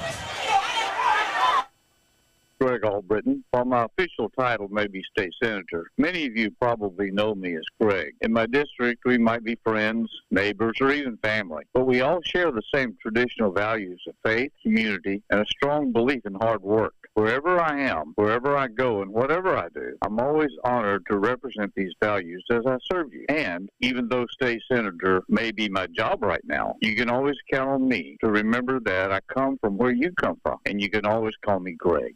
Is your car ready for the season? Southern Tire Mart is ready to get football fans to games and practices with reliable maintenance, routine repairs, and the tire brands you trust. We sell and service tires for your personal cars, pickup trucks, SUVs, and RVs. If you need us, just roll on in. No appointment necessary. Visit us at 3803 Jack Springs Road in Atmore. Southern Tire Mart. We keep America and football fans rolling. Third down and 7 play. Flomaton with a little spot pass to the far side. They kind of decoy Jackson Fillmore was set up near side, being single covered. He was being covered. It was one-on-one, literally, as number 1 Jackson Fillmore near side was being blanketed by number 1 Jalen Likely. They go away from Fillmore and throw the ball far side over there. Harrison, came in for the one play at least for Blake and made a good pass. First down and 10, Flomaton. Yep. First and 10, Flomaton. The ball at the... Looks like Jackson will get the snap. 44-yard line. Yep, Jackson Fillmore. There's their play that they like so much. And he runs hard. That kid runs hard. He's going to gain about 5 yards on the carry, get the ball across the 50 into Blue Eagle territory. I'm sure we could ask Larry and Ernie, but he's well past the 100-yard rushing mark. Well, he carries it practically every play. Yeah, I mean, he's a load. Play gains 6 yards on first down, be second down and 4. The ball in Blue Eagle territory at their own 49-yard line. Wide receivers, slot receivers to the right, one wide receiver to the left. And the carry's going to be Fillmore again. He's going to have enough for a first down. Nope, Easton Grace barely missed him. It's going to be enough for a first. The ball is going to be spotted at the 41-yard line in Neal territory. Clock running with 2:24 to go here in the third quarter. Flomaton huddles. Jackson Fillmore breaks them out, takes them to the line of scrimmage. Back in the tight formation. There's the snap. It's going to be a run right up the middle. Fillmore running the football is going to gain about 6 yards. Actually about 5. They mark him down at about the 36. Jalen Williams made the tackle, but he got his 5 yards. Second down and 5. Neal needs a stop. Clock running with 1:35 to go here in the third quarter. Fillmore going to take the snap, going to run it again. Got pulling guards. He's running right behind his guards. You know, they always taught us that in a formation, in an offense like this, if you follow the guards, you find the football. What position did you play? I played guard. And on defense, I played a little linebacker. Yep, and they're good at both of them. Third down now, 3rd down and 2. But yeah, as a defender, they always would tell you if you're a linebacker, you got to follow the guards, you'll stay with the football. Right. Played a little linebacker myself. 3rd down and 2. Clock inside a minute to go, third quarter. 36-21 the score. Neal with the lead, Flomaton with the football. There's the snap. Blake Max is back in the ball game after being injured earlier. Just got the wind knocked out of him, and he's back in the ball game. Does a good job there as he knocks off the cobwebs with a run. As they give number 1, Jackson Fillmore, they give him a breather. First down and 10 for Flomaton inside the 30. The ball down at the Neal 29-yard line. Clock running inside 30 seconds, 22, 21, 20 seconds to go here in the third quarter. Fillmore takes the snap. It's going to be that little counter play that they run to number 3. That's going to be Akale Dixon. It's going to be a pretty good play on first down. Gain 6 yards. It'll be second down and 4. That'll be the end of the third. That's going to be the end of the third quarter. And the score after 3 quarters of play, W.S. Neal 36, Flomaton 21. We'll take a break and come back. You're listening to W.S. Neal football on WBZR in Atmore. Pioneer Mobile Homes and Parts, located at 906 Forest Avenue in East Bruton, Alabama, can help you with all your mobile home needs. Stop by and see what they have in stock. Windows, doors, air conditioning ductwork, faucets, tub and wall kits, bathroom cabinets with marble sinks, floor vents, vinyl and carpet, and all colors in skirting. On sale right now are the tall toilets to go in white for $149.99. From a complete remodel to just needing a small part, they are stocked and ready to serve all your mobile home needs. Pioneer Mobile Homes. Call them 251-867-8507. You need more power in your life. Kramer Power Equipment has that power for you. With a huge selection of the best products from Massey Ferguson tractors and hay equipment, steel handheld equipment, and the largest selection of mowers in South Alabama from Spartan, Gravely, Ferris, and Simplicity. Come into Kramer Power Equipment to see everything they can do for you with sales, rental equipment, and don't forget their shop where they work on all brands of small engines and tractors. Call them or text them, 251-286-8334. Or go see them at 1291 South Boulevard, Bruton, Alabama. Welcome back as we get set to go into the fourth and final quarter of an incredible football game here in East Bruton. W.S. Neal High School leading the Flomaton Hurricanes right now by a score of 36-21. Flomaton with the football. And I think it's going to be, is that a third down or a second? That's going to be a second down. Second down and 4. The ball down at the Neal 28-yard line, or actually, no, I'm sorry, 23-yard line. And so 12 minutes left in this one, and this is one of those high school football games, man, you wish you had a fifth quarter.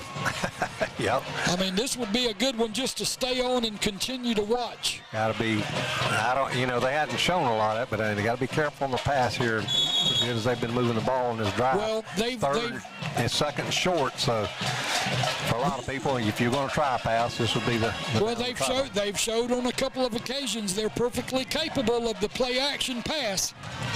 And this would be the right down to do it. And they've got to throw a quarterback in the game. That's number 8. That's going to be Max. Now they hand off.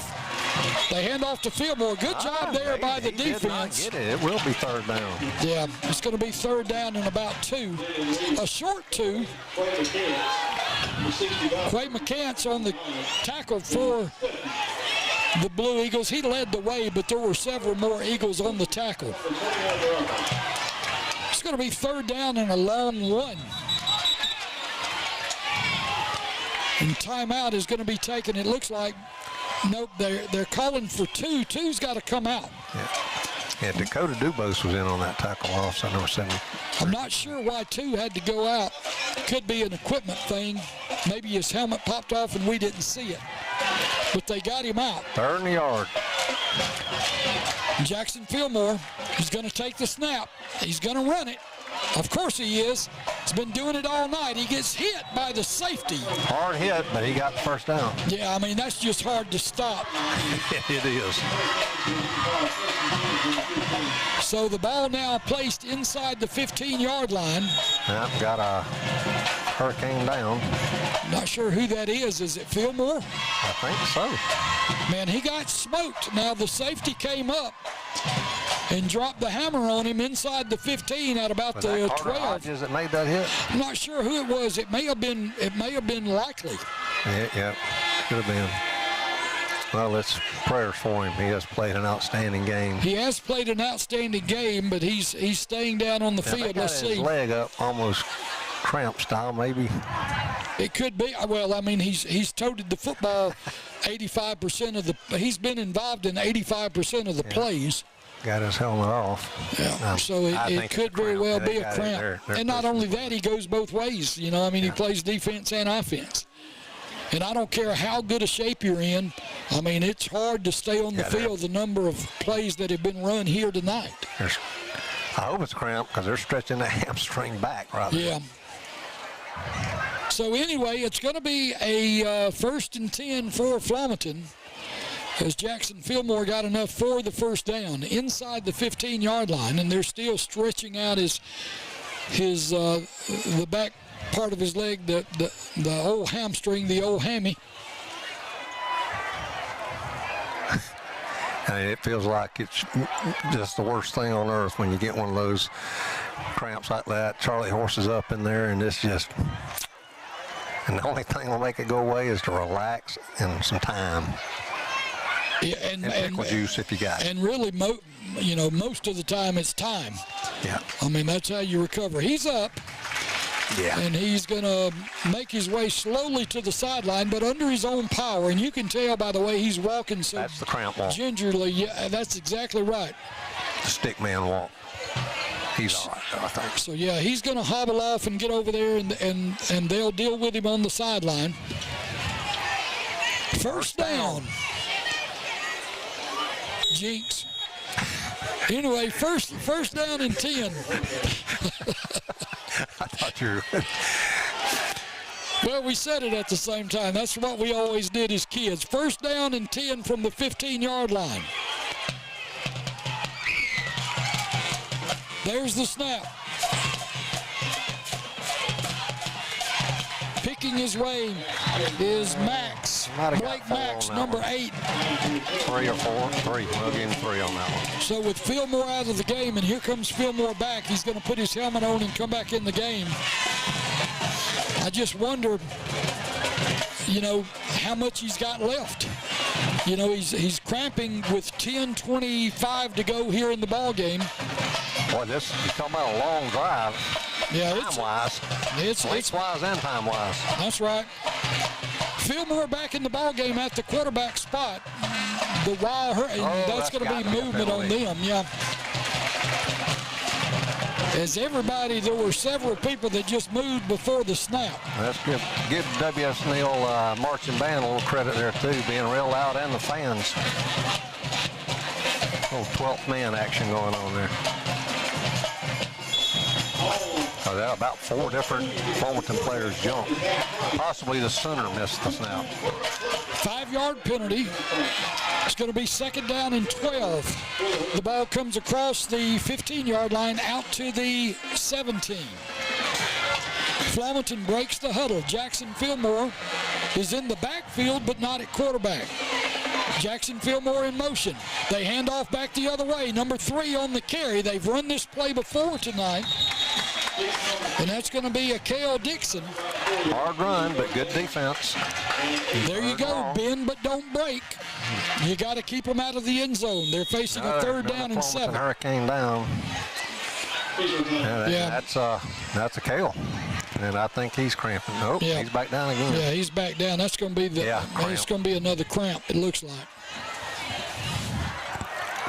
And there's a lot of two-way players here on this Flomaton team, and that's probably what's coming to get them right now. And when you see them with the leg up there pulling it back like that, I mean, you got to relax. When they get to they got to get some electrolytes.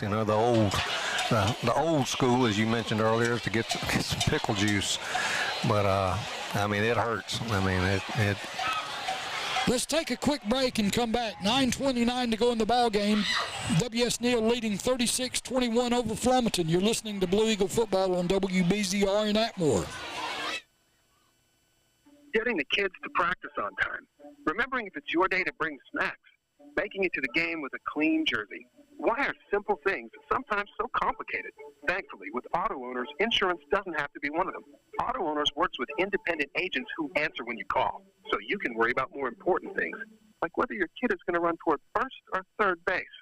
That's simple human sense. Call Horton Insurance, 251-867-5565, or come see them, 703 Forest Avenue, East Bruton. Jim Johnson Ford is the top dealership in Atmore, Alabama, with over 25 years of experience and is dedicated to providing a world-class car shopping experience with the best inventory of new and used cars, trucks, and SUVs in Atmore. Come by and see Ben Odom and staff and let them help you with their no-hassle car buying. They will listen to your concerns, answer all of your questions, and ensure you feel confident and comfortable with your car shopping experience. That's Johnson Ford in Atmore. Welcome back. Of course, Johnson Ford and Atmore, one of our sponsors, and we'll say hello to our buddy Rob Ellis. Rob Ellis, that's right. Rob, car salesman extraordinaire, yes, working sir. over there. He sold a bunch. He sold me a vehicle before. He didn't sell me my current one, but he sold me one before. And Rob's a great guy. He is a good guy. And his wife, Sonia. Yeah, Sonia's a great gal, and we've known her practically all our lives. Went to school with them, and they're just good folks. And of course, if you want a good car at a good price, Stacy is selling for them now, isn't he? I'm not sure. If you're looking for a good car at a good price, go by and see them at Johnson Ford and Atmore, and tell them me and Rick send you. And they're all our friends down there. They are. And we like Fords. Yeah. And you'll get treated about as well as you can be treated by a car dealership. Oh, no doubt. I mean, I tell you one thing. I went to an Eastern Shore car dealership not too long ago, a couple of years ago. I remember that. And boy, I tell you one thing. I thought they was gonna call the police on me there for a second, because I got. You almost went Eastwood on them. I went something on them. The truth was not in that young man's mouth that spoke to me about that car. I know that. Slot receivers to the right, wide receiver to the left, man in motion. Blake looking to throw, got a man open, gonna throw it again, got a man intercepted! Intercepted at the goal line, coming back far side, and he's still on his feet. It looks like he got run out of bounds, but C4, Carter Hodges, picked the play off at the goal line. From a big-time player. There is a flag down on the play. Celebration on that, but well, I would gladly accept the celebration penalty after that play. Yeah, I mean, you talk about playing playing it perfectly. That's how you play safety right there. And we gave Blake credit for great field awareness on the touchdown throw. Great field awareness by C4 Carter Hodges. The official crew is they're huddling there near where the flag was dropped, and they're discussing what they've got. I'm not sure what they had actually. It could be the celebration, but it could be something else. I don't know whether it was maybe sure I need to know you got to be careful when you do something like that. It didn't look like nothing to use your favorite word for that. Egregious, yeah. But I mean, it could have been a blindside block on an interception. It could have been a lot of stuff, but no signal as of yet, because the officials have not broken up their little meeting. They need to stop there. They're yakking at each other down there. Yep. They need to stop that. There you go. Well, they're going to stop. They'll stop it because it's happening right there where the officials are. I mean, they're talking over the top of the officials back and forth. Yeah, they're still doing it. I love rivalry games. Well, and this has been a good one. It sure has. It doesn't matter which side of the field you're on for this one. I mean, it's been a good football game. Let's see if we can get still haven't seen any kind of, we got a flag on the play, and it's laying at about the 33-yard line. The officials' crew still huddled up at about the 29, and the white hat hadn't come out. Let's see, he's going to come out and tell us what it is. Unsportsmanlike conduct on W.S. Neal and an ejection. The player has been ejected from the game. I wonder who is out. That's the big thing. Because I hadn't seen who came out. Yeah, I think I know who it is. I'm not going to call his number out.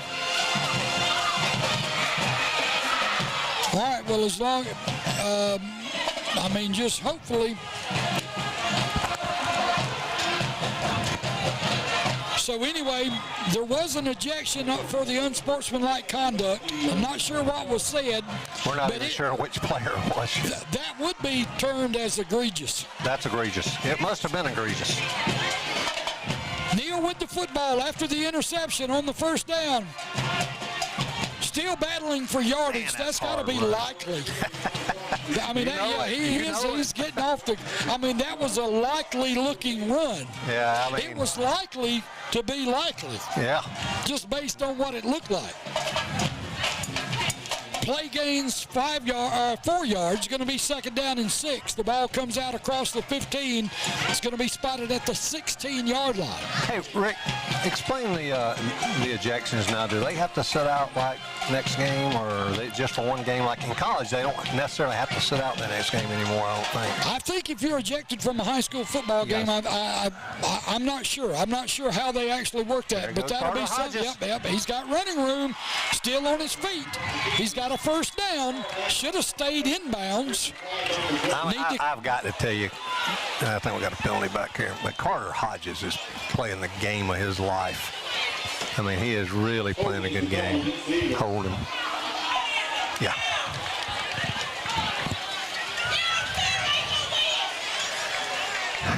So let's see. It looks like there's a penalty flag down. He's holding. They're going to be holding against the Blue Eagles after a great run there by Carter Hodges. Ball's going to be moved back inside the 10-yard line. You know, really, with the lead that they have right now, that just gives us an opportunity to eat up some more clock. Slot receivers right side. Tight end set to the left. Carter Hodges, the quarterback from the shotgun. Going to snap it. Looking for a block. Got a block. Good play right there as they run a little wide receiver screen to the near side.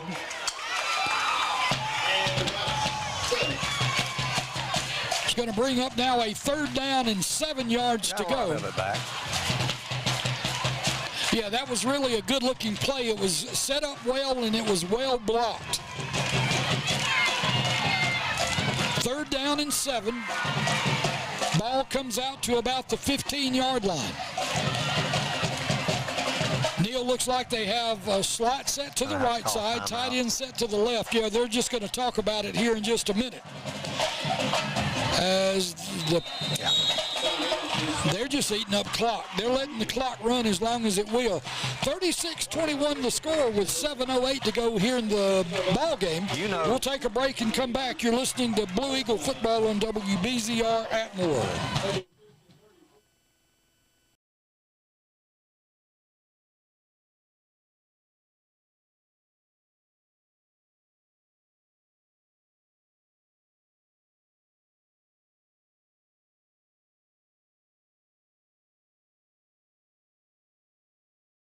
Extensive inventory, comprehensive service, personalized customer care, unbeatable value, and community connection.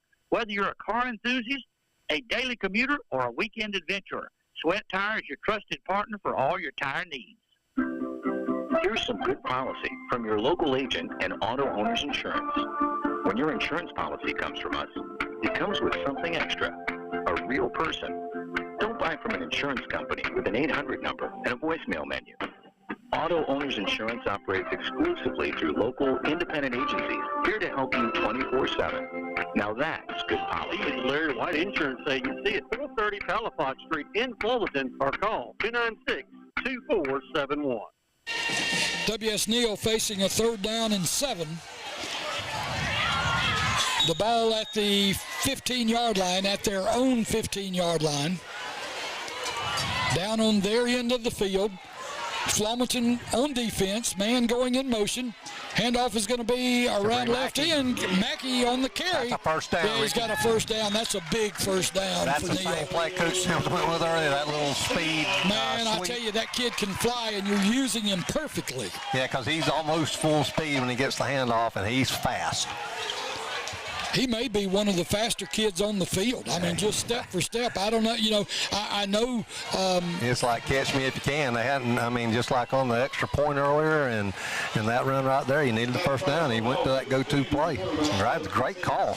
Likely's going to be in the backfield with C4. Carter Hodges. Slot receivers to the right side, one wide receiver flank to the left. Hodges from the shotgun. There's the snap. Handoff is going to be to Likely. He's picking his way, moving. Just hold on to the ball. No doubt.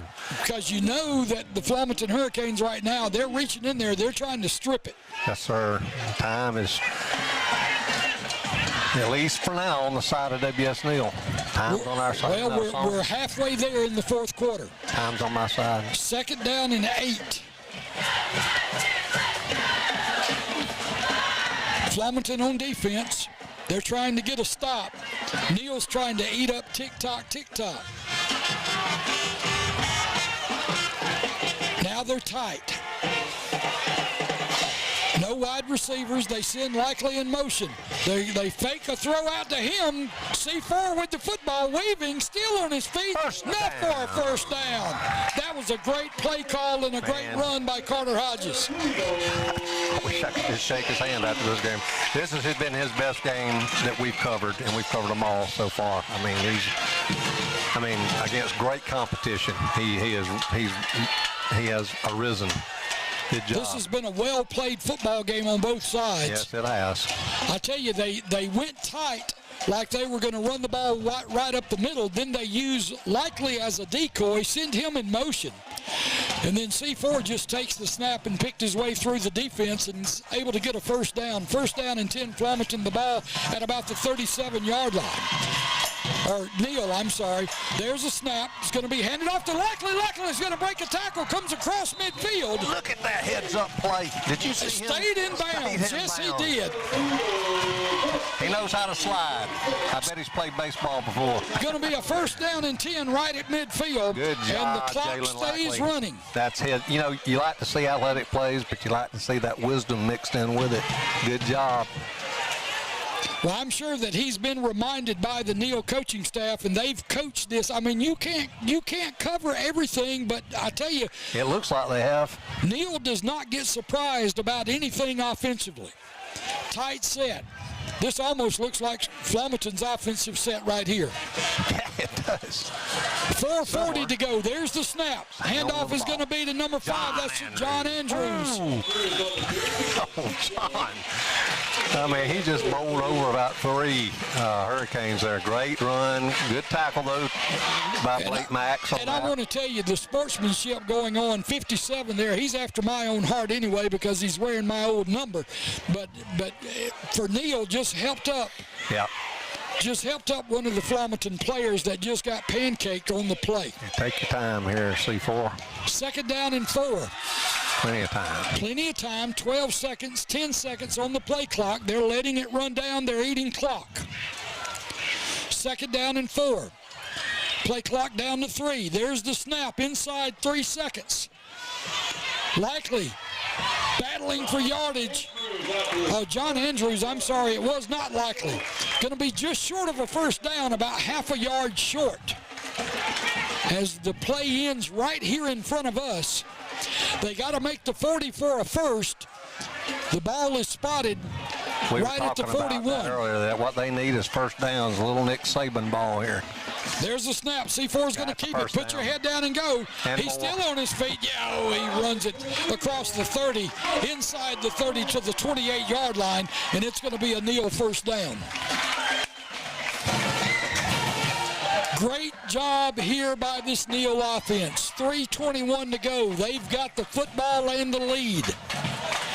36-21 the score. Clock running with 3:14 to go as they look to pick up another big win in Class 3A Region 1.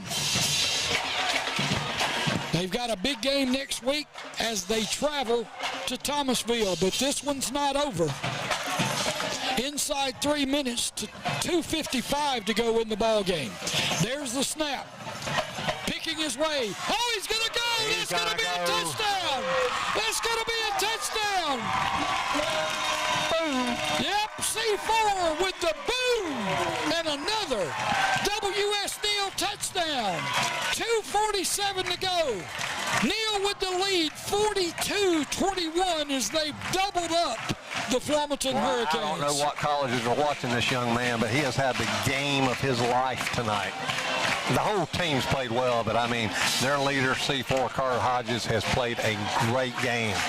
The thing that you see about WS Neal each and every week they get a little bit better. And that's the key, improve every game. 2:47 to go, point after coming. 42-21 the score. Neal's going to go for two. They got to hurry. 10 seconds on the play clock. Still got to hurry. No sense of urgency. 6 seconds. Got to snap it. 3 seconds. 2 seconds. They get the snap off. And that's got to be holding in the end zone. I would have done it too, but and now that's a half the distance penalty. So that's going to move the ball down to the 1.5 yard line where they'll go for two again. Yeah. You just got to run it. I'd let C4 take the snap. That would have been complete, I think. Oh, surely it would have. I would have held him too. Yeah, I mean, he had to do what he had to do. I mean, it's either get beat or grab a jersey, and he did. He grabbed a handful of jersey and just held the receiver. Stay close to him and then get the separation after the fade's thrown. Now, here's a pet peeve of mine that I don't like. We're 1.5 yards out. We're in the shotgun. We're going to throw it again. There's a snap. There's a throw. Yeah, he caught it. It's a slant pass right there over the middle. 2-point conversion is good. And so now instead of a 21-point lead, you've got a 23-point lead. And that's almost, with 2:47 to go, that's almost insurmountable. Well, to Don Meredith, I ain't ready to sing it just yet, but from the old days of the 70s, the Monday Night Football, but I might sing it here in a little while. Well, more than likely it's going to be sung. It's going to be sung by somebody, whether it's us or not. 2:47 to go. Neal's going to kick the football off to Flomaton. Flomaton's going to get the ball back, trailing in the ball game by 23 points. Neal has clicked on every possible cylinder that they've got tonight. I mean, if this was what was key, that interception, and of course we had the ejection on it, but I mean, he spied that pass. I mean, C4 was watching it the whole time and just jumped in front and ended that long 7 to 8 minute drive that would have put Flomaton back in the game. Yeah, turnovers have been big in this ball game, and not, well, that was really the only turnover that I remember. But the thing is the great defense that Neal has played all night long tonight against this Flomaton football team has just been incredible. It has been. And Flomaton, people might look at this score and not realize how close this game was, but this was a close game. And yeah, it was a one-score game at one time. Yeah, I mean, and Flomaton has played a great game. Now here's the thing: is you just got to continue to play. 2:47 until the end of the ball game. And that's C4 kicking it. And you just got to keep playing. Yep. They pooch it. It's going to be Fillmore at about the 15-yard line. Here he comes with it. Got some blockers. He's got people trying to get him. Ooh, some big collisions far side at about the 45-yard line. It's like several blocks and tacklers and the running back all came together there, and there was 4 or 5 big collisions you can hear all the way over here on the other side of the field. Yeah, I mean, I've been involved in a few big collisions on the football field before and everything, and when you know that one's coming because your whole body tenses up. And off the football field, too. Yeah, we weren't going to talk about those, but first down and 10. The ball at the Flomaton 44-yard line. Flomaton has the ball first and 10. They break the huddle. Jack Fillmore at quarterback, I do believe. Yep, no, that's going to be Blake. Blake's going to throw it. Got a man open. He hits his man. Number 3, Cale Dixon from Blake. A nice little square out. Just You know, Blake Max has thrown the ball well when he's thrown it, you know, and which really leads me to not really understanding. You're going to ask it. Why are you so one-dimensional if you can throw the ball as good as you can? Other than Thomasville, nobody has stopped Jackson. And really, W.S. Neal did not really stop him tonight. They just kind of kept him contained somewhat. But I'm sure that's the reason. I mean, it just didn't work out for him tonight. First down and 10, Flomaton, the ball at the Neal 44-yard line. Yeah, they're going to throw it. Now. Throwing it way. Omar. Yeah, he just got turned around. You know, I'm always rooting for Omar. You know, I thought he had it there. You know, not the biggest player out there, but maybe the biggest heart. I tell you, you know, the intended receiver was Jackson Fillmore, and, you know, he was surrounded by blue jerseys. Yeah, there wasn't no way to get it to him. But yeah, I mean, he was surrounded by blue, and you would expect that because he's obviously the big offensive threat for the Hurricanes. And, of course, they've got to throw. I mean, and even then, the outcome of this game is really not too much in doubt at this point. But they will be throwing again. 2:26 with the incompletion. Yeah, they're throwing because there's no quit in them. You know, they're going to give it everything they got to the end.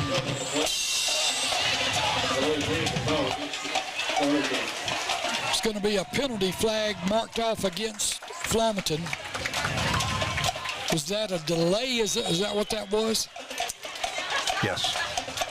Delay of game. And second down right and now. 15. Yeah, well, they're not used to this kind of game. I mean, they're having trouble getting in their plays, and so he's winding it quickly. Well, I mean, once the ball's spotted by the umpire, it's time to blow it. There's no downtime. There's the snap. It's going to be, it's going to be Blake. Tackled him in bounds. Yep, tackled him in bounds. Yep, number 8, Blake Max, takes the snap. He's played a good game. Threw that beautiful pass earlier in the game.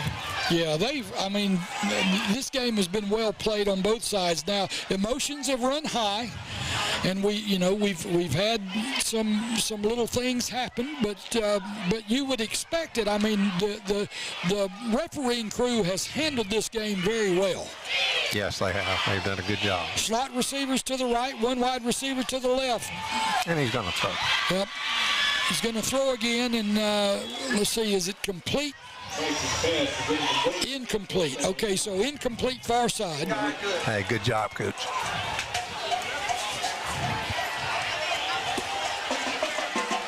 .139 to go. The clock stopped with the incompletion. 4th down and 9. You got a double pat this game. I did. I got 2. First half, second half. Means I played good both halves. You know what I mean? You've played well tonight. 4th down and 9. This is your ball game right here. Got to get it all the way inside the 30 to the 34-yard line for a first. There's a throw downfield. Going to be batted up in the air. Incomplete. The Neal Blue Eagles are going to take over on downs, and that's going to be it. As from this point forward, they got a minute and a half left. They just got to eat up the clock. Yeah, they're having a good time. And there is going to be a party in East Bruton tonight. And you're the singer, not me. Well, you know, Dandy Don Meredith used to sing at the, well, I don't know. Dandy Don Meredith used to do it on Monday Night Football. You know, him and Howard Cosell and all them would be doing it. Frank Gifford. Frank Gifford, and he would say, "Turn out the lights, the party's over." But actually, that is not the case here in East Bruton. The party has just started. That is true. It's going to be party time. You know, that old T.G. Shepherd song, "Party Time," is probably going to be played a time or two because I think it's still popular over here. I'm not sure. The folks over here, they love their country music. We'll have to ask these Bruton locals if that's still a popular song over here. So anyway, Neal's in the victory formation with 1:32. Now, I don't know whether they can actually run down, well, that 40 seconds. It's going to be close. I would snap it one time. I mean, I would snap it and run a play. Run a figure 8. I'd run something. I mean, it's going to be over anyway. I mean, it's a 23-point lead. But I don't think. Well, let me say this, too. There was no quitting this Flomaton football team, too, and they played a great game. It was a close game right up until the fourth quarter, halfway through the fourth quarter. And just a well-played football game by both teams. Play clock down to 3. There's the snap. Going to drop to a knee. That'll do it. Nope. Nope, not quite. Yeah. Well, I mean, they can snap it. They can snap it on fourth down, and then. But here's the thing: you got to snap it. You got to back up a little bit. You can't just go straight down on a knee, because if Flomaton could theoretically get a play. Right. They're not. No, they're not. That's going to be it. So that's going to be the end of the ball game as we're inside now. 15 seconds to go on the clock. The final score here from East Bruton is the W.S. Neal Blue Eagles 44, the Flomaton Hurricanes 21. And so a great ball game by both of these schools, an exciting game, and a big win for Coach Hugh Fountain and the Neal Blue Eagles, as the Blue Eagles tonight, they were hammered down all ball games. Like you said. The party started as the fireworks go off to our right. Both teams are crossing each other and they're shaking hands, and boy, was this a good football game. It sure was. I know I enjoyed it. I'm going to tell you, I enjoyed it, and I am slap wore out. I feel like that I've played all night. Just about. Well, yeah. I tell you one thing, this is going to be a fun team to continue to watch. Right now, the Neal Blue Eagles would have the upper hand as the number 3 seed in this region. They got a big one next week, Rick. We got to go to Thomasville. It'll be the Thomasville Tigers and the Neal Blue Eagles, and we'll just have to see how it plays out. Of course, we've already said that the Mobile Christian, the team from Mobile Christian, Coach Ronnie Cottrell and his bunch, they're the class of Class 3A Region 1. Yeah. But now everybody else is shuffling right now. Everybody better pay attention to the W.S. Neal team, because, I mean, look pretty good.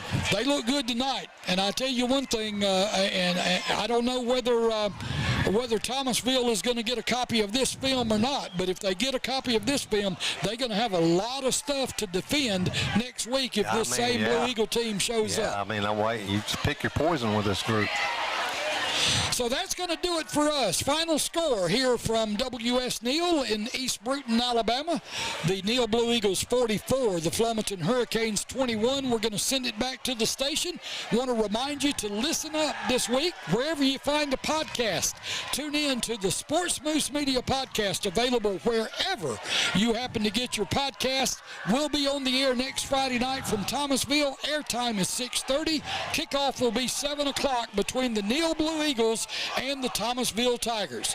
Y'all have a good night. Thank you so much for listening. You've been listening to W.S. Neal Blue Eagle Football on WBZR in Atmore, Alabama.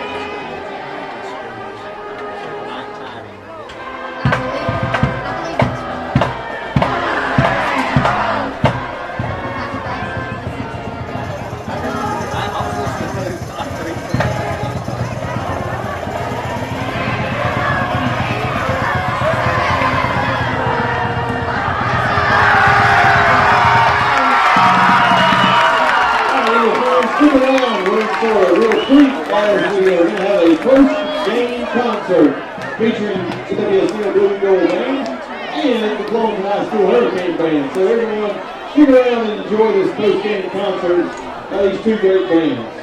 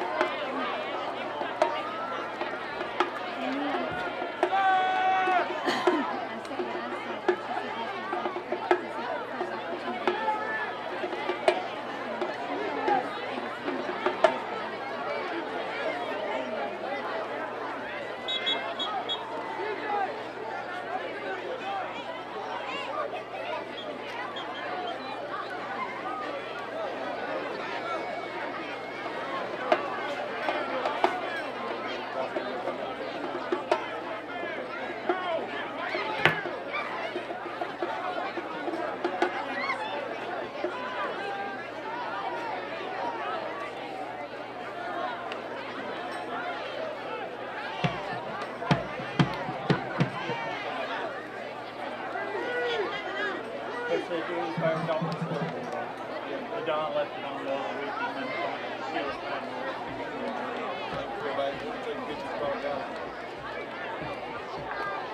Coach looked up here, it was way over dark. He goes, let's scoreboard on. I said, yeah, he goes, we ain't going. We ain't doing that.